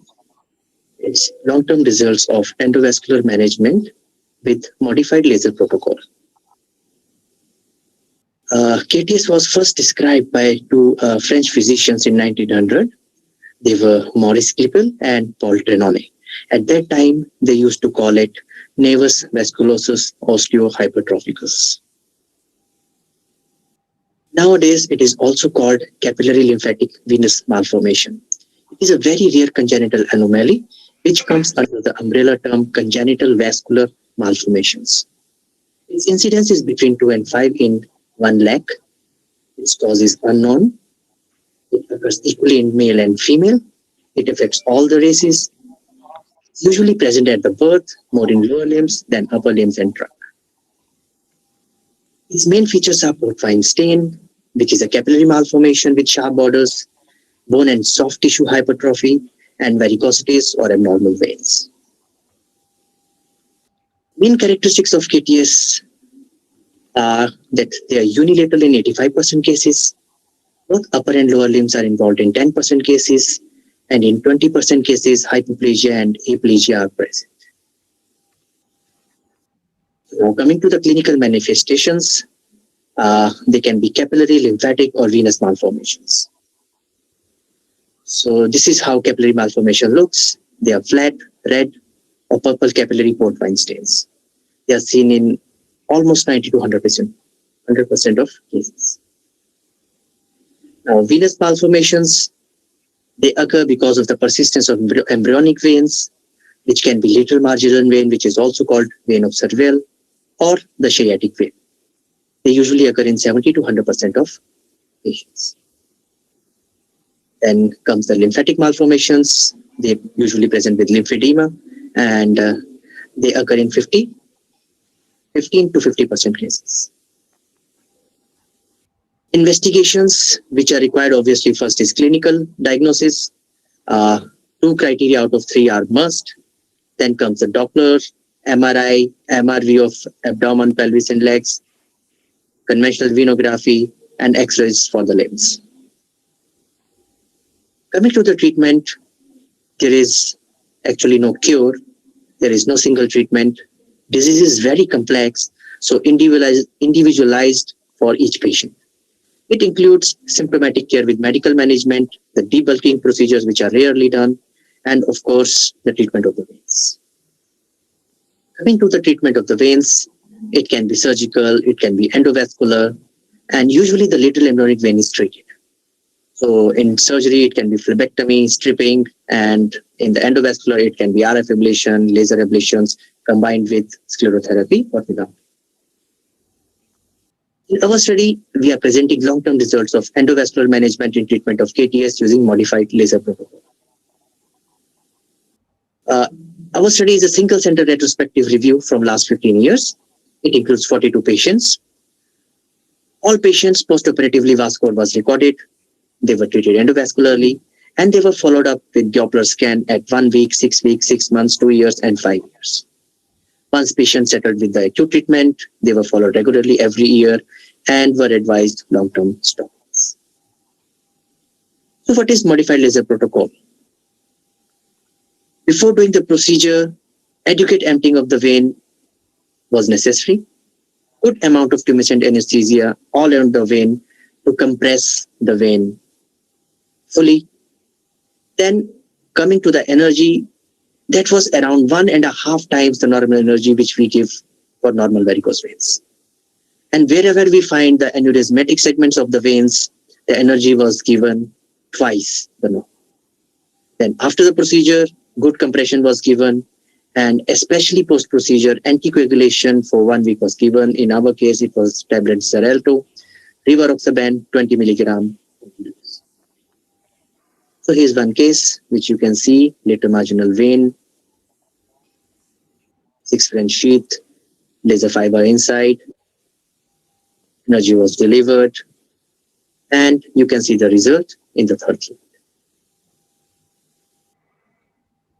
Now, let's discuss the results before modified protocol.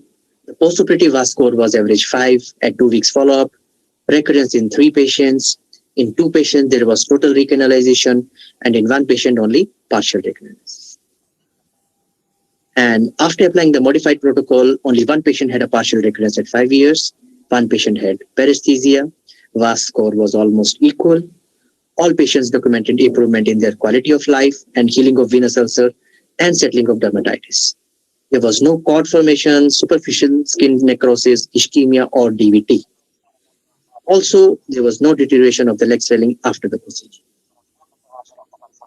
So in conclusion, endovascular management in patients with KTS with modified laser protocol has produced very good results in long term. We feel that this should be the standard of the treatment in symptomatic selected group of patients with patent deep venous system. Thank you.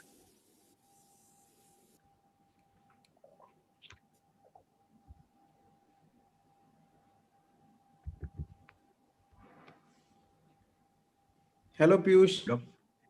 Hello, good afternoon, everyone. Good afternoon. So I have a quick question to you. Like, Yes. what is your protocol to assess deep veins in patients with KTS? So basically, first of all, the basic is we go through the Doppler scans. And after that, depending upon the kidney function, we can send to the CT venography or MR venography if the kidney function is deranged.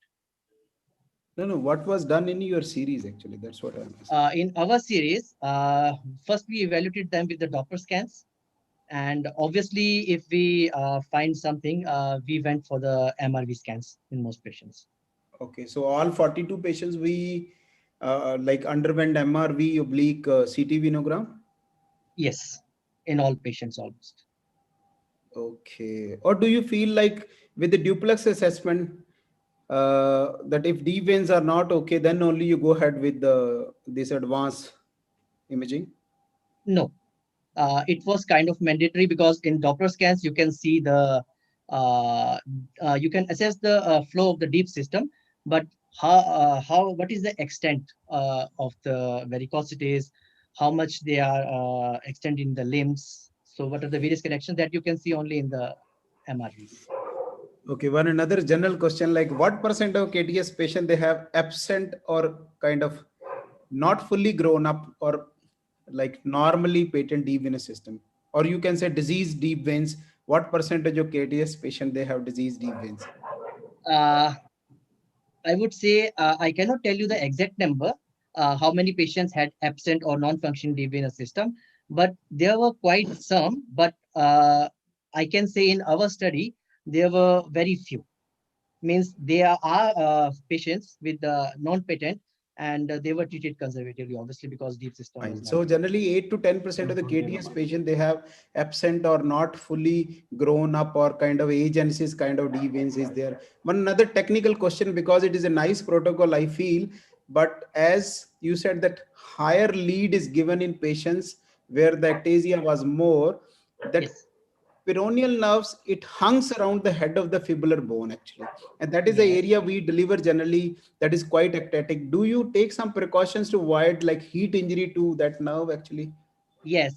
Actually, yes, because we take care of the nerves, which usually are very much adherent to the veins and specific sites. Like, let's say if persistent sciatic vein is there and it is behind the leg, and it has proximity in the calf with the, let's say, this sural nerve. And in case of GSVs with the ankle, like you said, is a peroneal nerve. So obviously we take care of that, and we give a good amount of tumescent anesthesia there also. But right, we give very cautiously energy there, and not so much high energy in that region where we can expect close proximity of the nerves. Thank you, Piyush. Thank you. Dr. Piyush. Yes, good afternoon, sir. Good afternoon. Did you carry out some genetic studies in your patient, the KT syndrome? No, sir, we did not. But in my knowledge, there is one gene, PIK3 gene, which is involved in it, but it is not proved to be present in every KTS patient. And what happened to the limb hypertrophy after your endovascular treatment? Did it really decrease or it remain the same? In sir, by treating the varicosities, usually we could not see any, that we cannot correct the discrepancy between the limbs. So usually we treated them with the shoes, modified shoes, and stuff like that. But after procedure of the veins, there was no improvement in the limb hypertrophy. But obviously there was improvement in the swelling of the limbs. Not so much. Okay, thank you. Thank you, sir. Dr. Piyush. Yes, sir. Good afternoon. Good afternoon. For how long you advised your patients to use rivaroxaban? Sir, for 1 week. And did you check the iliac veins because you did MR venogram? What was the condition of iliac veins in your KT patients? Sir, basically there were 42 patients which we treated in the last 15 years. And we did endovascular procedures in around 15 patients. 2 patients were with RF and 13 were with EVLT, laser ablation. I cannot remember any patient with such obstruction of iliac veins in those patients. Thank you. Welcome.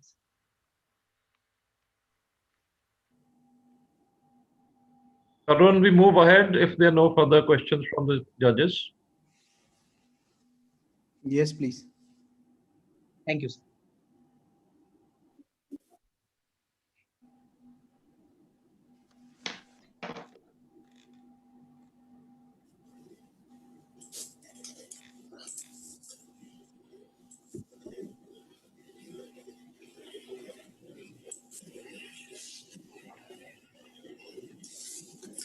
Good evening. I'm Dr. Nikhil Dhanpal, finally MCH PG from Stanley Hospital in Chennai, and I'd like to present my paper titled Venous Hypertension Following Arteriovenous Fistula for Hemodialysis Access, Our Institutional Experience.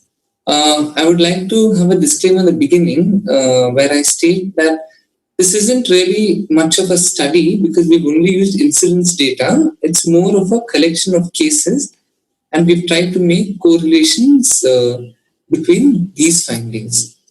This is a picture of Stanley Medical College, the old colonial building, which now is the medical college. And on the right, you can see a plaque, which is an obelisk, which is dedicated to the surgeons from Stanley Medical College who lost their lives fighting in World War I.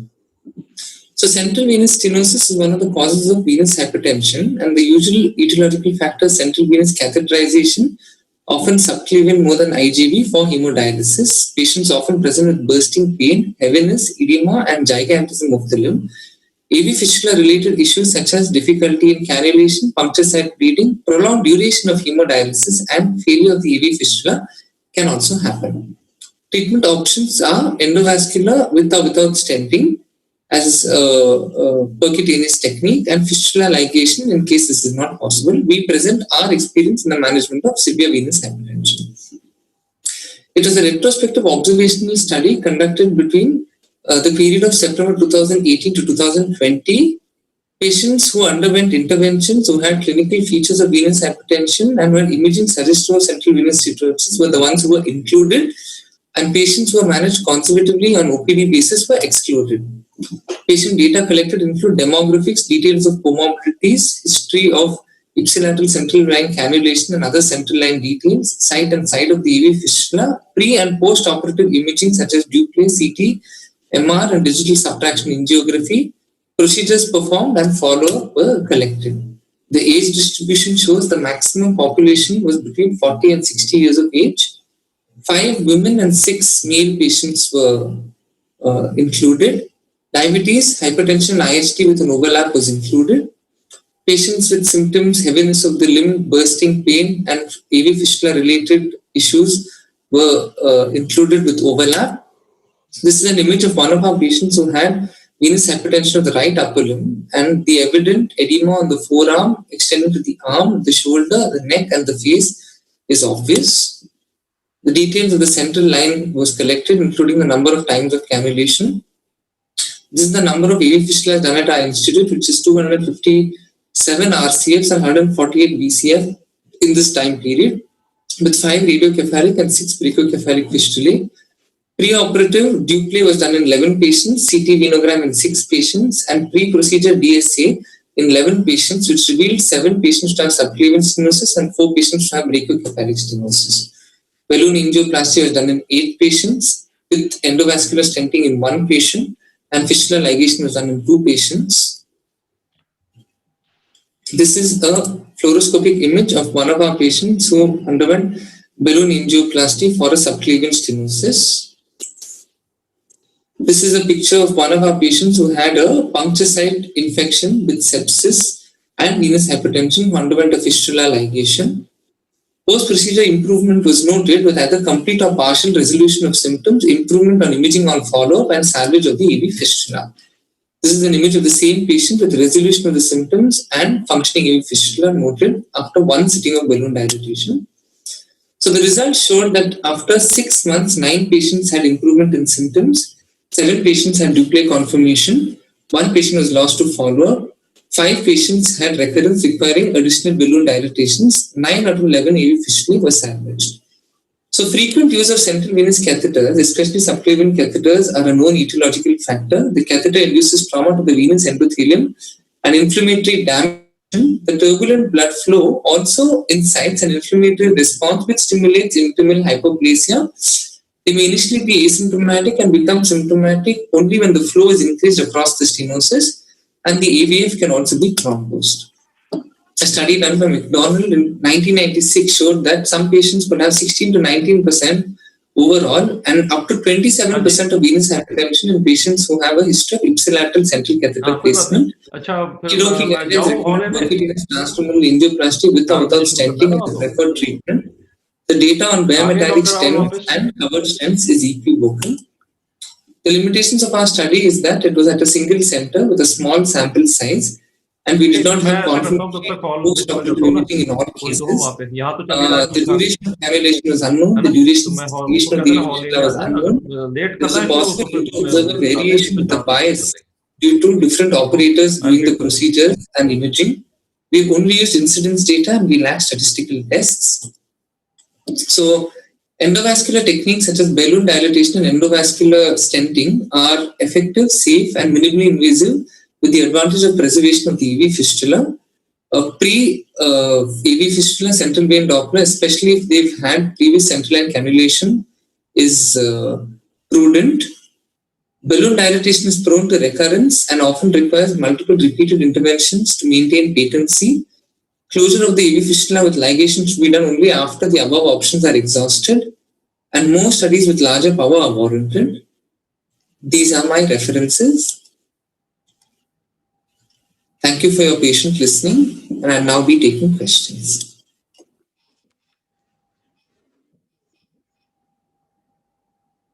Hello, Dr. Nikhil.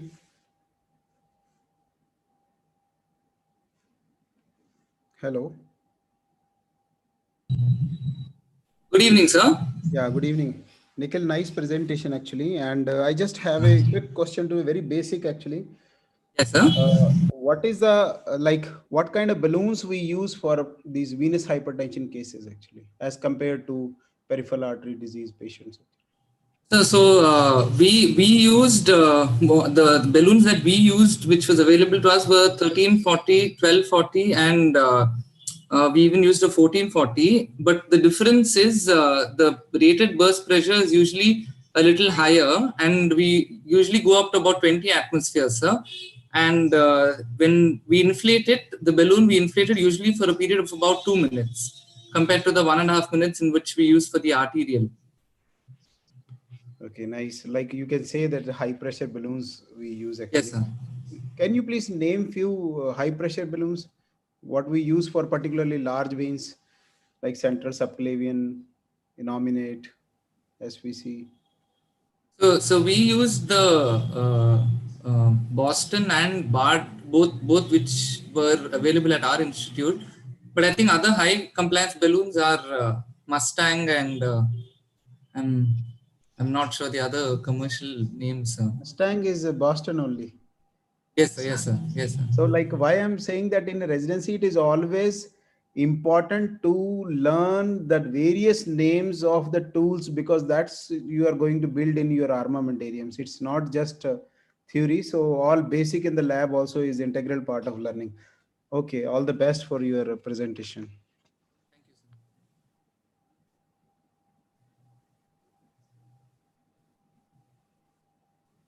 Dr. Ghosh, Dr. Ranjan, Dr. Deepak.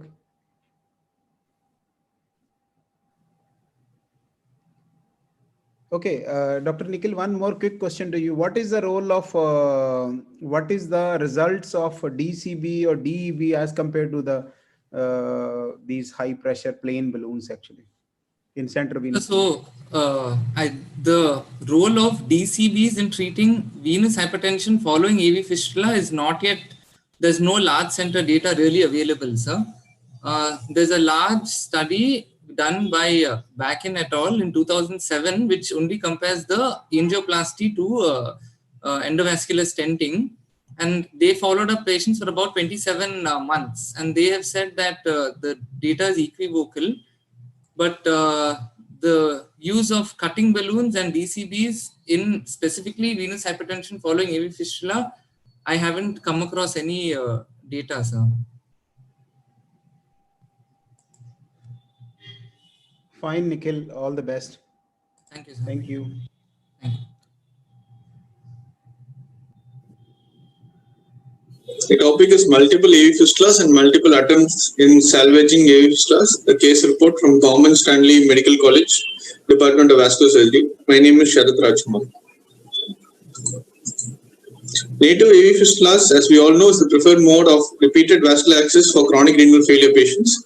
It's because of their easy accessibility, good long-term patency, low complication rate, and cost effectiveness. The creation of the fistulas is usually between the radial or brachial artery and a suitable adjacent vein, most commonly the cephalic. But most of the CKD patients are often found to have thrombosed upper arm veins or may be cord-like and not suitable for AV anastomosis. This is a similar condition for our patient who is a 65-year-old male presented with end-stage renal disease, was dependent on dialysis and referred for AV access. Patient was obese, hypertensive, diabetic with a diabetic foot ulcer and dyslipidemia. Patient had bilateral poor forearm veins, hence radiocephalic fistula was not feasible. He had already underwent left brachiocephalic fistula, which lasted for about 3 months, and now he's underwent right brachiocephalic fistula. But due to body herpes, the right BC fistula was cannulation was difficult, so he underwent superficialization, and this was used for about a year. You can see the post-op scar here. Subsequently, after a year, the right BC fistula also failed, so the patient was evaluated and planned for a complex fistula. In view of diabetic foot in our patient in the right lower limb, prosthetic graft was rolled out. His central veins and lower limb veins were screened, and he was found to have left central vein stenosis. Hence, the left great saphenous vein was found to be suitable for translocation to the right axillary vein. This was a procedure that the patient was planned for and taken up. The left thigh GSV segment was harvested, and brachial artery axillary vein was exposed, and proximally anastomosed to brachial artery and distally to axillary vein, subcutaneously tunneled. And you can see the post-op photo showing the incisions over the brachial artery and the axillary vein and the old BCF superficialization scar. Post-procedure, the GSV translocation was functioning successfully. The fistula matured and dialysis was initiated and used for about 6 months.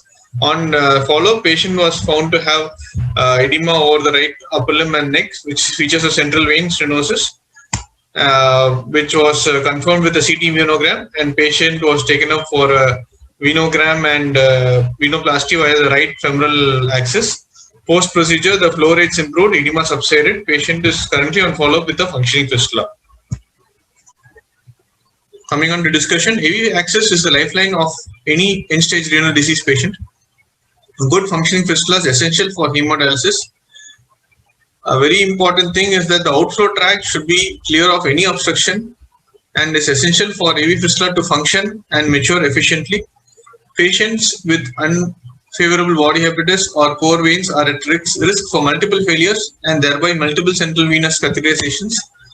And these patients usually are planned for complex fistulas. Another reason is that the life expectancy and quality of life have been improved significantly on patients on HD. Usually these patients outlive their native AV access options in upper extremities. Hence, these patients are planned for complex fistulas, usually preferred with an autogenous vein. However, these complex access procedures are associated with the higher complication rates. In general, the principles to be followed are the surgeon should obtain a complete access history and delineate the causes of prior failures. Should be able to identify whether it's the arterial inflow pathology or the venous outflow pathology. High infectious rates with AV access of the lower extremity is a known fact. Hence, the saphenous vein or the femoral vein is preferably translocated to the upper extremity or transposed in a loop fashion. It's indicated for patients with multiple failed upper extremity prosthetic AV access owing to infection or unexplained thrombosis. In our patients, several factors were present to choose the right upper limb and the left great saphenous vein for translocation. The patency rates of saphenous vein translocation has not been very consistent. It can be either transposed in either a straight fashion or a loop fashion.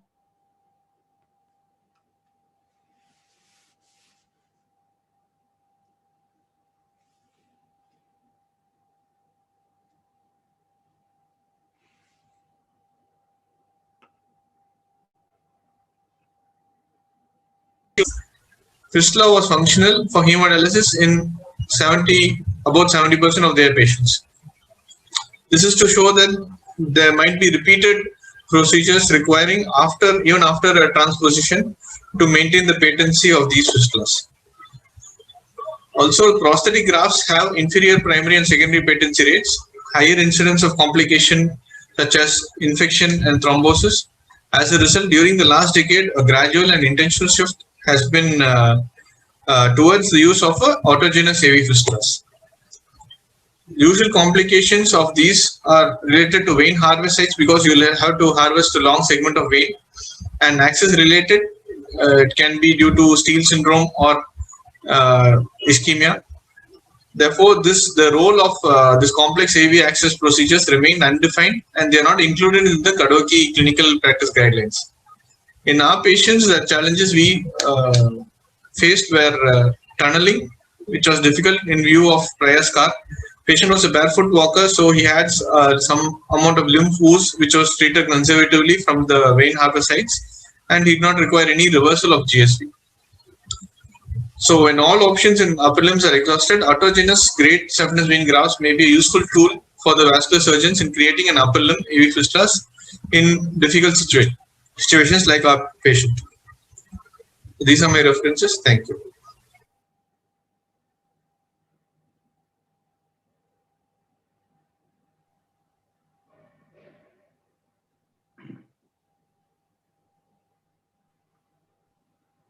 Dr. Sharat, how do you place your graft there? Do you reverse that or you don't reverse that? We don't need to How reverse do you place it. that? We don't Sorry? reverse it, sir. Then how do you check for the walls which are there? Sir? You know, there are walls. That is why whenever you're doing a bypass, Yes, sir. We reverse it. you require to generally, reverse that. Yeah. Yes, sir.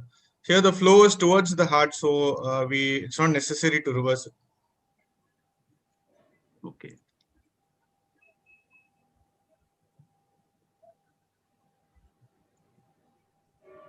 I'm Dr. Nihar here. Tell me, sir. Good evening. Yeah, good evening.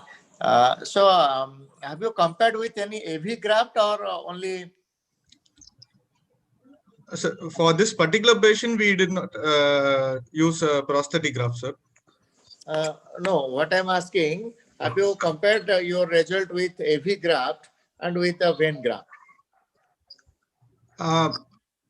We have, in general, we have compared, sir, but we get better results with the vein graft, sir. Okay.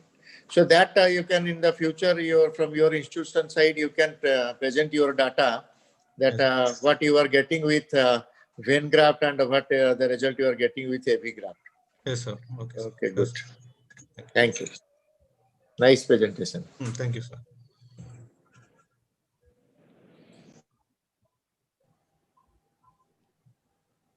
So if we are done, we can move to the next presentation actually. Thank you, Sharat. Nice presentation. Thank you, sir.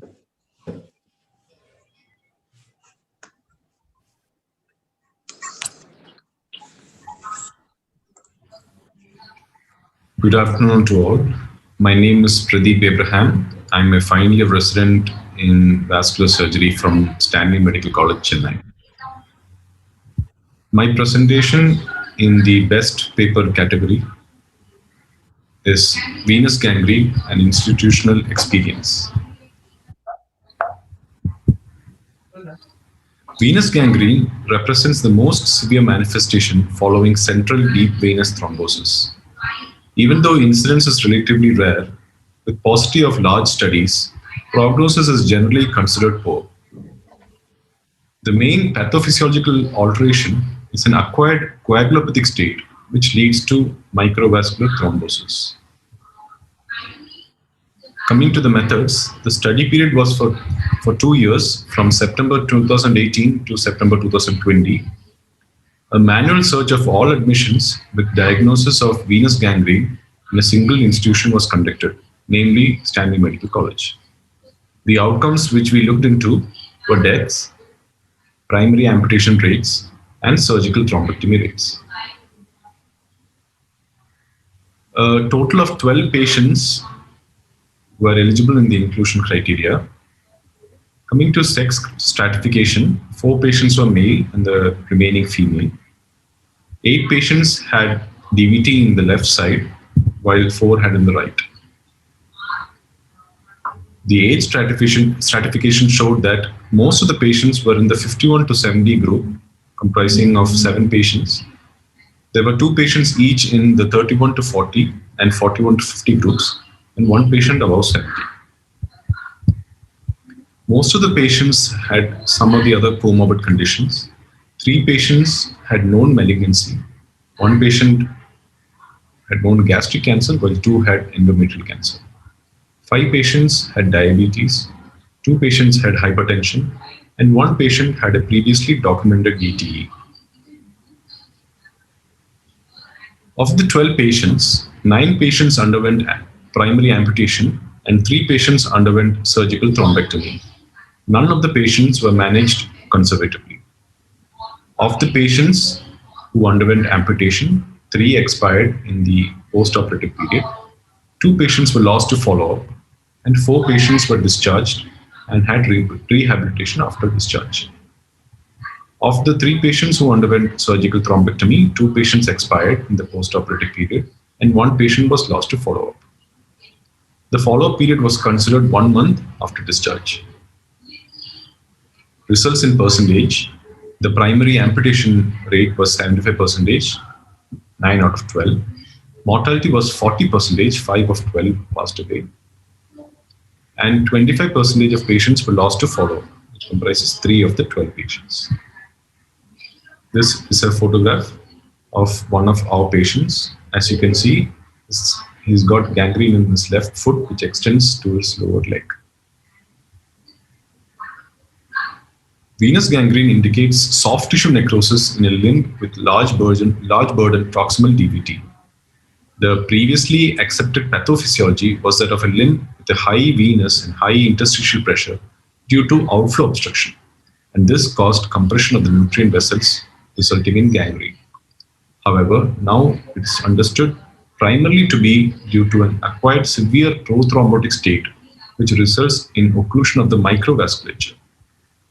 This state is very often associated with other conditions like malignancy, heparin-induced thrombocytopenia, warfarin administration, APLA, etc. The role of fasciotomy is controversial because purely mechanical increase in interstitial pressure is not the driving pathophysiological force. Like I mentioned, microvascular thrombosis is. Newer modalities of management like mechanical thrombectomy have been tried. However, good quality studies on their efficacy are not available, and their utility is unclear at this time. Early standard anticoagulation with emergent surgical intervention is still considered to be the best management option available. Unfortunately, a large proportion of the patients who presented to us had advanced tissue necrosis, and this mandated primary amputation after initial stabilization. In conclusion, venous gangrene is a relatively rare and extreme presentation of severe proximal deep vein thrombosis. It is associated with high morbidity and mortality, and commonly associated with advanced malignancy. Early diagnosis and prompt initiation of management is vital to improve outcomes. Large-scale studies are not available, and the role of mechanical thrombectomy devices is yet to be validated. Thank you.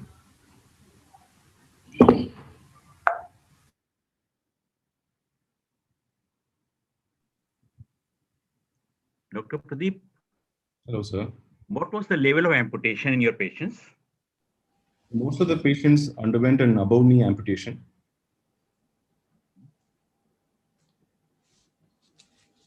And did your patient have a phlegmasia? No, these patients, like I said, the patients who were included in the group were patients who presented with venous gangrene. Patients who presented with phlegmasia purely as a pre-gangrenous state were not included. And why do you think the DVT is more on the left side? One of the common causes the phenomenon of the May-Thurner syndrome, the compression of the left common iliac vein by the right common iliac artery. So did you check for that in your patients? Like I said, because the morbidity was quite high and mortality was also quite high, and we lost a significant patient to follow up, we couldn't do that kind of study. We couldn't do further follow-up study. Only 4 patients were discharged and on rehabilitation because they already had lost their limbs. The patients who were on follow-up at 1 month, we didn't found it beneficial only as a matter of academic interest. Dr. Pradeep, I have one quick question to you. Yes, sir. That what was the cause of such a high mortality in this cohort of patient, whether it was related to venous gangrene or what my understanding says that because of the associated comorbid conditions? Yes, like I mentioned in the discussion, most of these patients have other comorbids. The patients who expired, 2 of them had malignancies, and also they presented in very advanced state with multi-organ dysfunction.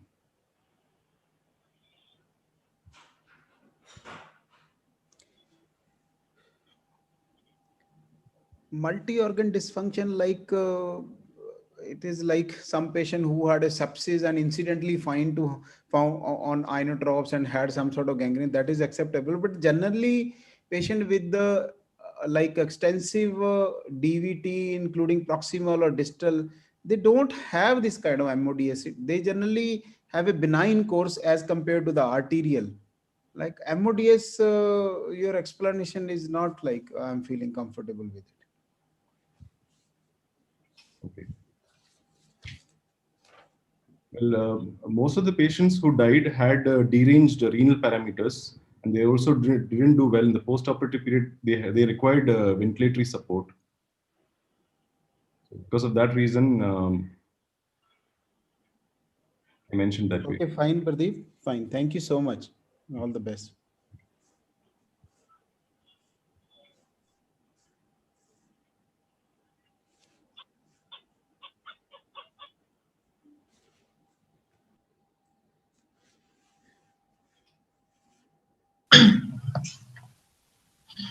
Good evening, everyone. My topic for presentation today is RAS fistula scoring system, predicting AV fistula maturation with a simple pre-procedure scoring system. I'm Nivedita Mitta, second year MCH trainee from Ramaya Medical College, Bangalore. So it's always been challenging to accurately predict whether an AVF for arteriovenous fistula will mature and be usable. This is basically because the heterogeneity of the population studied, and also because the natural history of AVF maturation is confounded by multiple comorbid conditions. In this study, we attempt at addressing the issue and to create our own scoring system to predict the successful outcome of a AV fistula. So the study was conducted in the Department of Vascular and Endovascular Surgery, Ramaya Medical College, Bangalore, and all consenting adults more than 18 years of age with a functioning AVF at the end of 6 weeks, having considered that the AV fistula was conducted in our institution by our department, were the inclusion criteria, and the exclusion criteria are patients who were lost to follow-up and those who underwent dialysis elsewhere. So the study is classified or grouped into 3 arms. The first one was to assess which of the criteria contributed to predicting AVF outcome.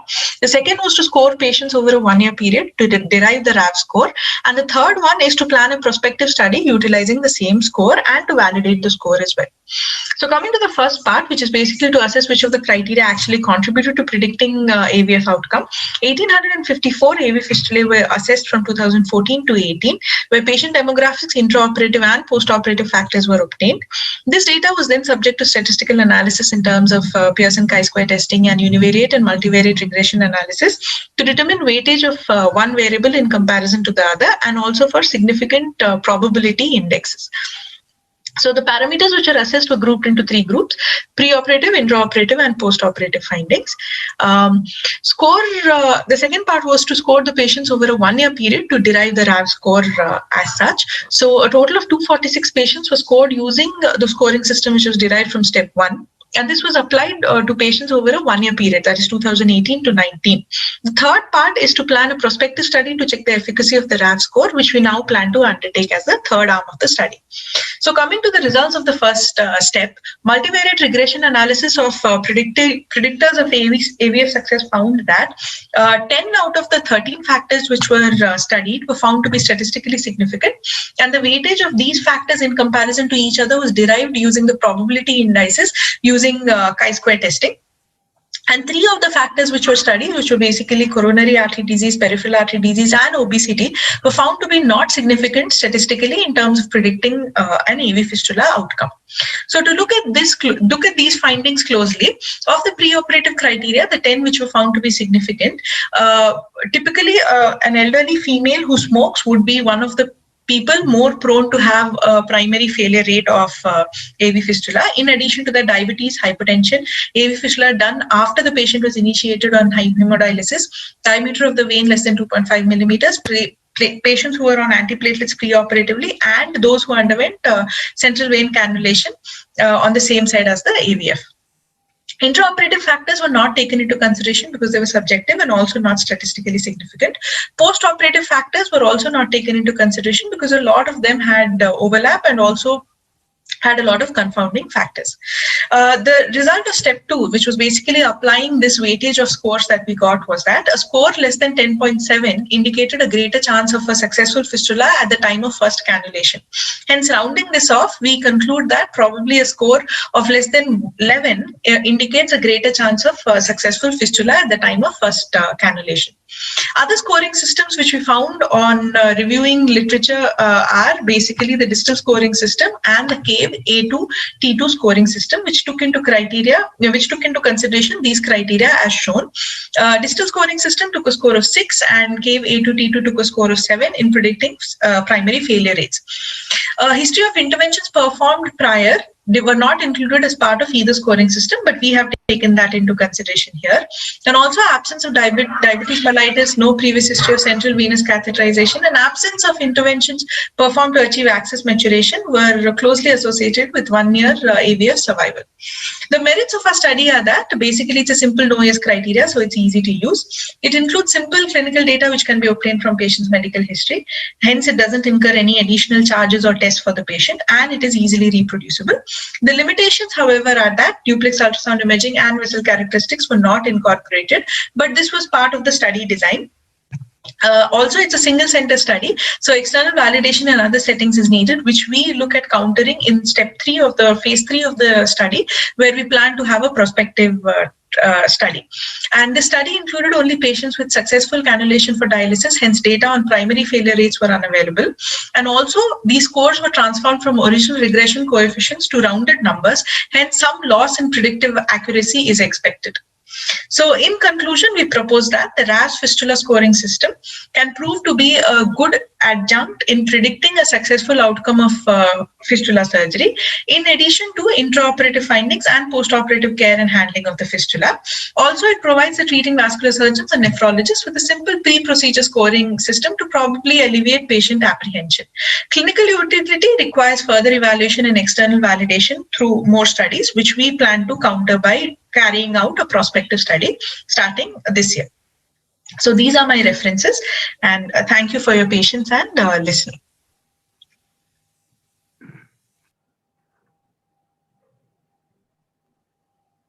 Nivedita, why the females are more likely to have the failure? What is the reason for that?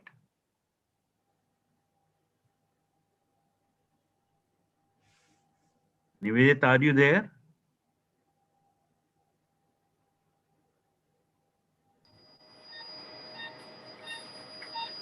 Nivedita, are you there? Dr. You have to Nivedita. unmute yourself. You have to unmute.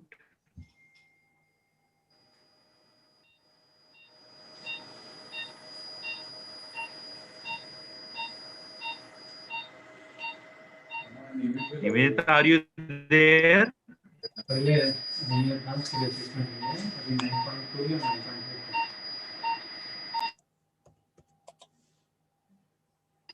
I think she has lost the communication or something. Dr. Nivedita? Yeah.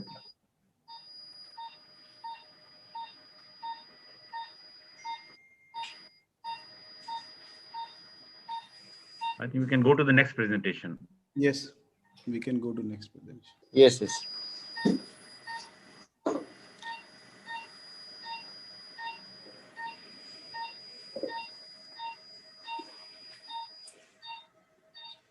So Dr. Ajay, who is the next? Flat-foot arch, is it a preventable factor for varicose vein? So based on our hypothesis that flat-foot arch is one of the etiology factor for chronic venous disease, so we plan for a study based on that. It is a peculiar condition which attributed to our upright posture. 35% of adults have some form of chronic venous disease. The venous food pump is an important role in case of venous return, and its dysfunction is related to chronic venous disease. The hypothesis that venous food pump dysfunction due to some static food disorders is an etiology of chronic venous disease. This can be preventable as well as correctable and should be a part of management of chronic venous disease. Based on our clinical experience, we also present a series of 19 cases with flat foot and varicose vein. So our main aim is to study the relationship of flat foot with varicose vein in view of initiating as well as sustaining and progression of the chronic venous disease. So we hope it will stimulate further research in this field and some meaningful outcomes. As a cause of chronic venous disease, flat foot is not yet adequately investigated. Its bilateral rate is about less than 10%, and the prevalence of flat foot is less than 16%. It is one of the correctable cause of chronic venous disease. From this study, the findings can be extrapolated and applied to normal individuals, and the venous food pump augmentation in the form of achieved in the form of other orthotic devices or excesses, and the device can be devised to prevent and delay the progression of the varicose vein. So our observation studies are for 1 year, and we categorize the patient 50 patients with a normal arch and 50 patients with a flat foot. So we evaluated the flat foot radiologically and categorize the patient to the different grades. And we'll do venous duplicate for all the patients during the rest as well as during the movements of plantar and dorsiflexion for the 10 times. And we'll measure the mean peak velocity in popliteal vein and posterior veins. We also measure the vein diameter and reflex, and will provide the questionnaire for all the patients to know the severity of the disease with symptoms as well as morbidity of the patient. So with these findings, our observations mainly includes the incidence of the varicose vein in flat foot as well as in the normal patients, and severity of the varicose vein in different grades of flat foot, and the progression of the disease in flat foot comparing with the normal patients. The flat foot, it may be congenital or occurred, and the main important factor of the forming of the medial longitudinal arch is the elevation, which is provided by the posterior tendon contraction, and it also causes inversion of the midfoot. So it is a main factor for dynamic stabilizer. It is important for the terminal heel off phase of the gait cycle, because after this mid instance phase, the foot pump get activated. So it is very important.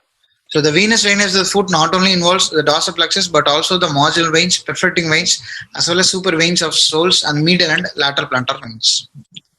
So the default outflow of the foot is posterior tibial vein comparing to other veins. That's why we are measuring the mean peak velocity mainly in posterior tibial and the popliteal vein. And the below the foot pump is the lateral plantar vein. So for the sequential venous return, the synchronized firing of these three pumps is very important, like in distal cuff, foot, and proximal cuff.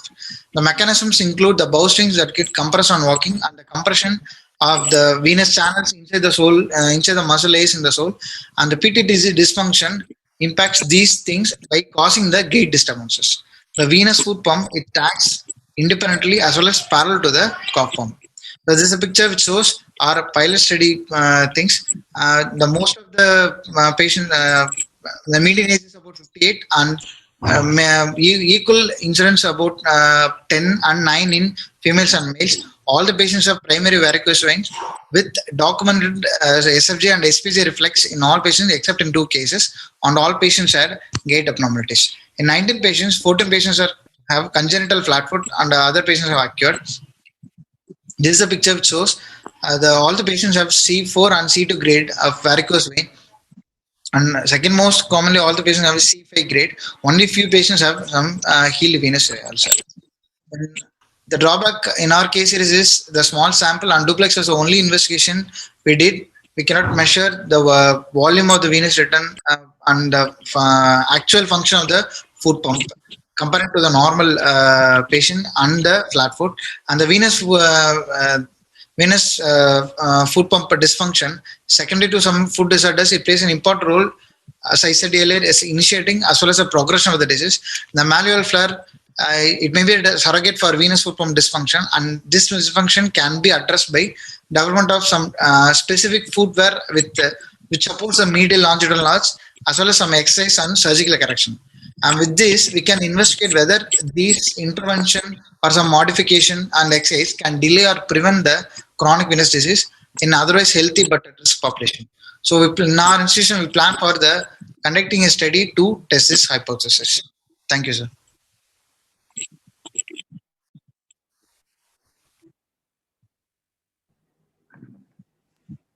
So Srinivasan, Dr. Srinivasan, yeah, interesting study.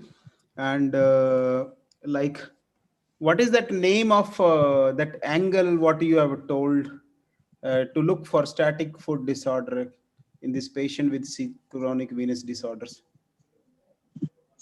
Dorsal-metatarsal angle. Okay, could you please, because like the most commonly used was like Zian-Enonier angle, actually, where 3 points has been described: the lowermost portion on the calcaneum, and then that lowermost portion of the talonavicular. Highest in the cuneiform. Sorry? So the midpoint of the highest angle is in cuneiform, and the base is calcaneum, and another one is the base of the metatarsal. Okay, fine.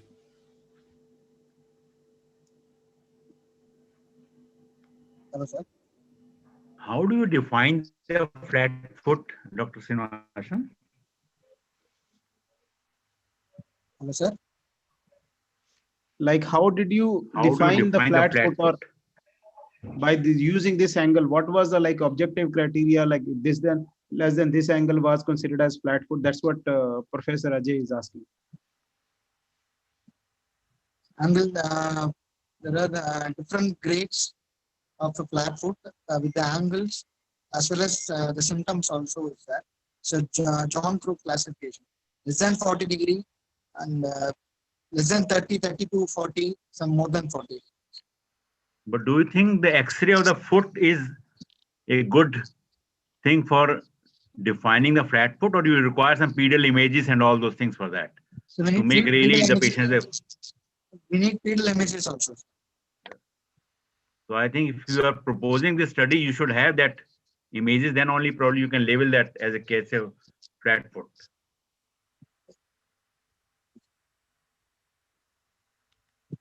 Okay, Dr. Srinivas, one more quick question. Like, if somebody is having, as per your criteria, static foot disorder, or you can say flat foot or very high arched foot, like what corrective measures you will take to prevent the appearance of varicose vein, or you can say advanced CVD?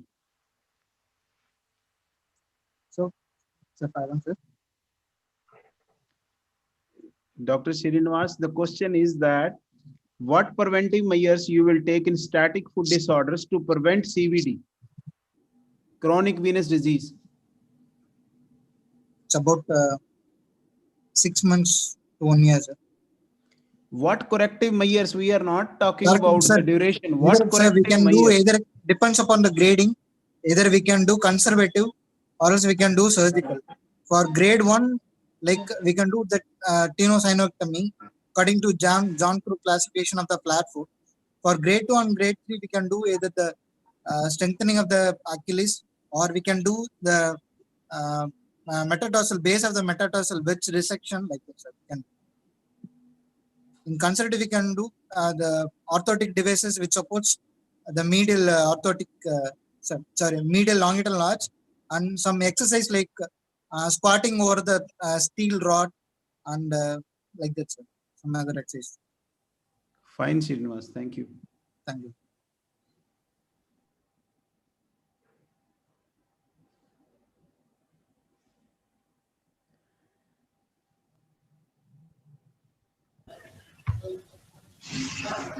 Yeah, after Good evening. I am going to present a paper on prothrombin fragment 1 plus 2 in urine and plasma in clinically suspected DVT patients under the guidance of Professor A.K. Khanna and Professor Sandeep Kumar, conducted in Department of General Surgery, IMS PHU. Introduction. Compression ultrasonography is the imaging test of choice to diagnose DVT. In many centers, ultrasound testing is limited to the proximal veins, for which the sensitivity is 97%. In the calf, for diagnosing DVT, the sensitivity is only 73%. In the recent years, several new biomarkers have been found to be associated with DVT.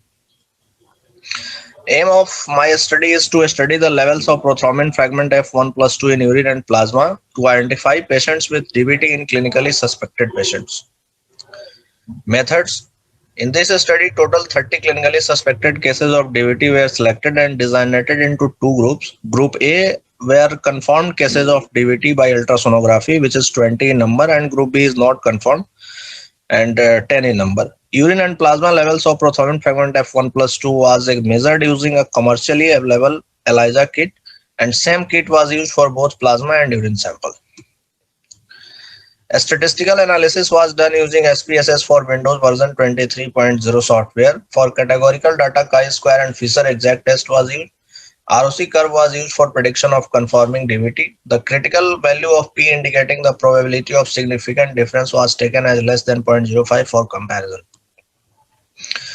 This table shows the distribution of D dimer value among group A and B cases. We can see that in group A, 8 patients show more than 3500 nanogram per ml level of D dimer, and in group B cases, none of the patients have D dimer level more than 2000 nanogram per ml. The plasma D dimer mean value in group A was 2980 plus 0.3 plus minus 1233, while in group B it was 588 plus minus 278 with a p value of less than 0.001, which was significant. This table shows the distribution of prothrombin fragment F1 plus 2 in plasma among group A and B cases. In group A, 11 patients have value more than 1000 picomole per liter, and in group B, none of the patients have value more than 1000 picomole per liter. The level of prothrombin fragment F1 plus 2 mean value in plasma of group A patient was 1162 plus minus 452, while in group B it was 330 plus minus 216 with a p value of less than 0.001, which was significant. This table shows distribution of prothrombin fragment F1 plus 2 in urine among group A and B cases. We can see that in group A, 8 patients show value of marker more than 100 picomole per liter, while in group B patients, none of the patients show value more than 60 picomole per liter, and the mean value in group A was 97 plus minus 31, while in group B it was 27 plus minus 19 with a p value of less than 0.001, which was significant. This table shows the correlation between plasma D dimer and prothrombin fragment 1 plus 2 in plasma and urine in group A patients. It shows there is positive correlation between prothrombin fragment 1 plus 2 in plasma and D dimer with R value 0.588 and p value 0.006. There is no correlation between prothrombin fragment F1 plus 2 in urine and plasma D dimer.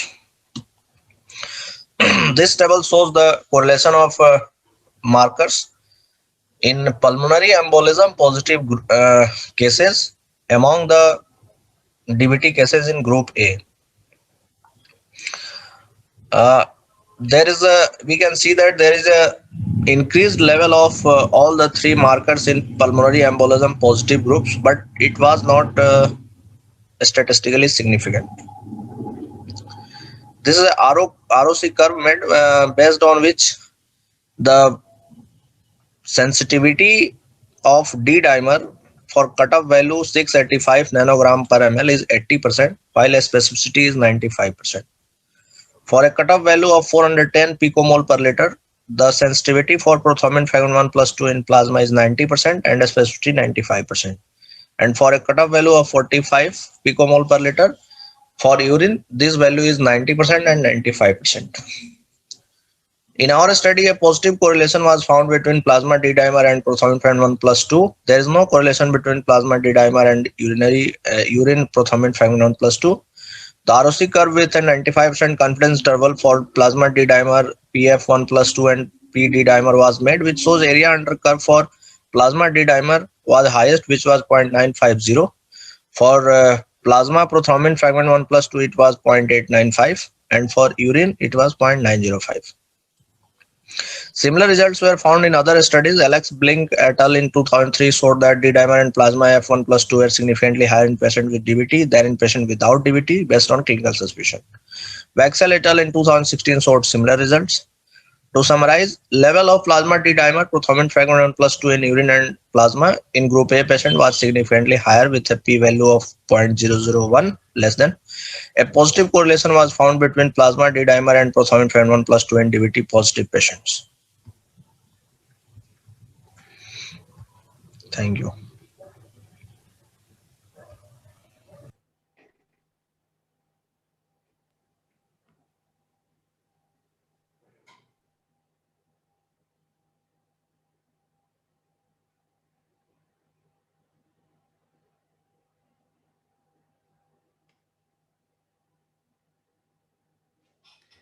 Dr. Shantanu, any question you would like to ask? Dr. Jayanta Das?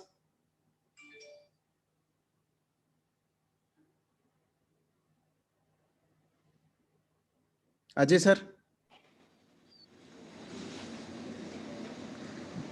This is actually our study which is there. You know, the basic is that there are so many biomarkers which are there but still I think the D-dimer is still the best one to exclude the DVT. But all those, the P-selectin is there, the prothrombin things which are there, they are carried out, and they are, you know, are similar to the D-dimer study which is there. And there is a good correlation between the D-dimer and these studies here.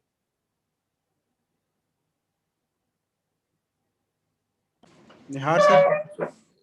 It's a nice study. So, as sir is saying, along with D-dimer, some other modality with other biomarkers, it will help. Dr. Shantanu, any comment from your side?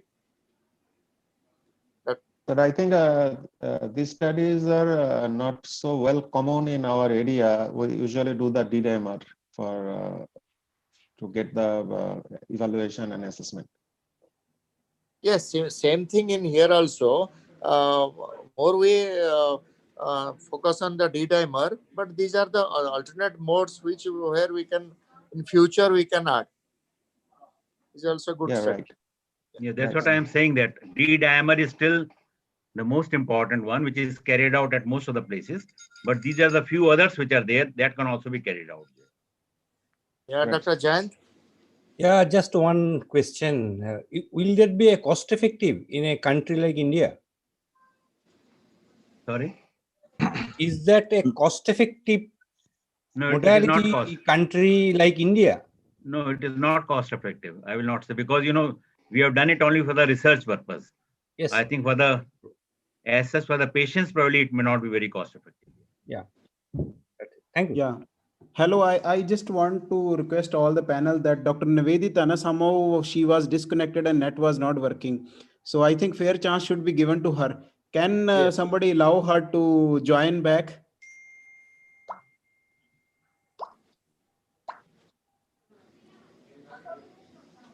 Yeah, Dr. Nivedita.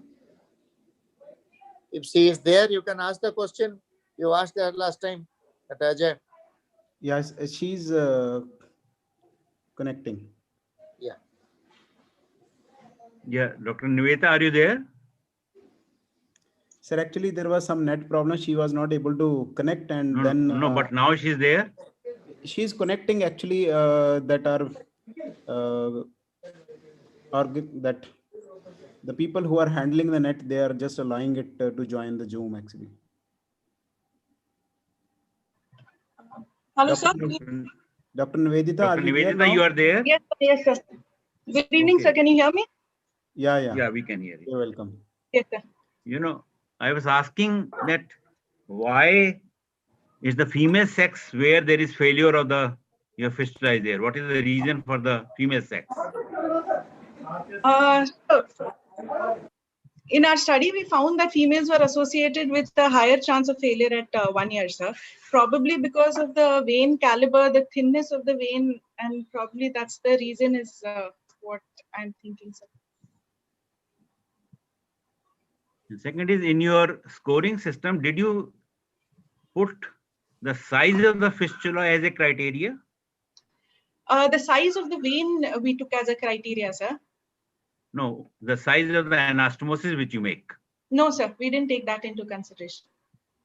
Because is that important or not? Sir, that would again be variable depending on the size of the artery and the vein also, which are involved in making the fistula, and then sometimes on-table decision on the arteriotomy and the type of fistula. Hence, we did not take that into consideration. Okay, Dr. Nivedita, very nice presentation. One quick question to you, that how your study is different from that cave study and distant study, what you have quoted in the discussion. So in both the studies, actually, the number of criteria which were taken into consideration were also actually much lesser than what we have taken into consideration. That is the first thing, sir. And also, we haven't relied on a lot of intraoperative findings, which again are subjective. It is subjective with respect to the person who's observing it. Ours are more clear yes or no kind of criteria which we have taken. So if it is there, it is there. There's nothing like maybe factor which is left in our studies, sir. So it's either there or not there, hence it's making it easier and reproducible in comparison to the other studies which are there. So did you validate in few patients before presenting your final data of validation study? So that's what, sir. Since it's a 3-stage study, in stage 2, we have used only the successful fistula outcomes and then applied that score to get at a number. Validation is our phase 3 of the study, sir, where we will be doing Doppler assessment and finalizing of patients, and also probably not just in our hospital, but in other hospitals as well. Fine. Thank you, Dr. Nivedita. Thank you, sir. So I'm sorry for the connection thing in the between, sir. No, it's fine, actually. These are the problems associated with virtual meetings. Thank you, sir. Dr. Love Luthra is not presenting. No, I have no idea on that. Whether we'll ask the organizing team somebody, but he is supposed to present. I think at the end, Dr. Rahul told 10 presentations are there. So if he is missing, then it counts 10. Okay. Yeah, that's right. Yeah. Or if he is not presenting actually due to some reasons. Like, hello?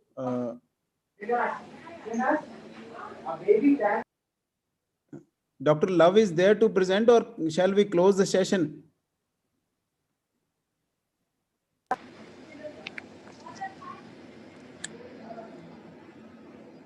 I think, sir, if he is not there, we are bound to close then.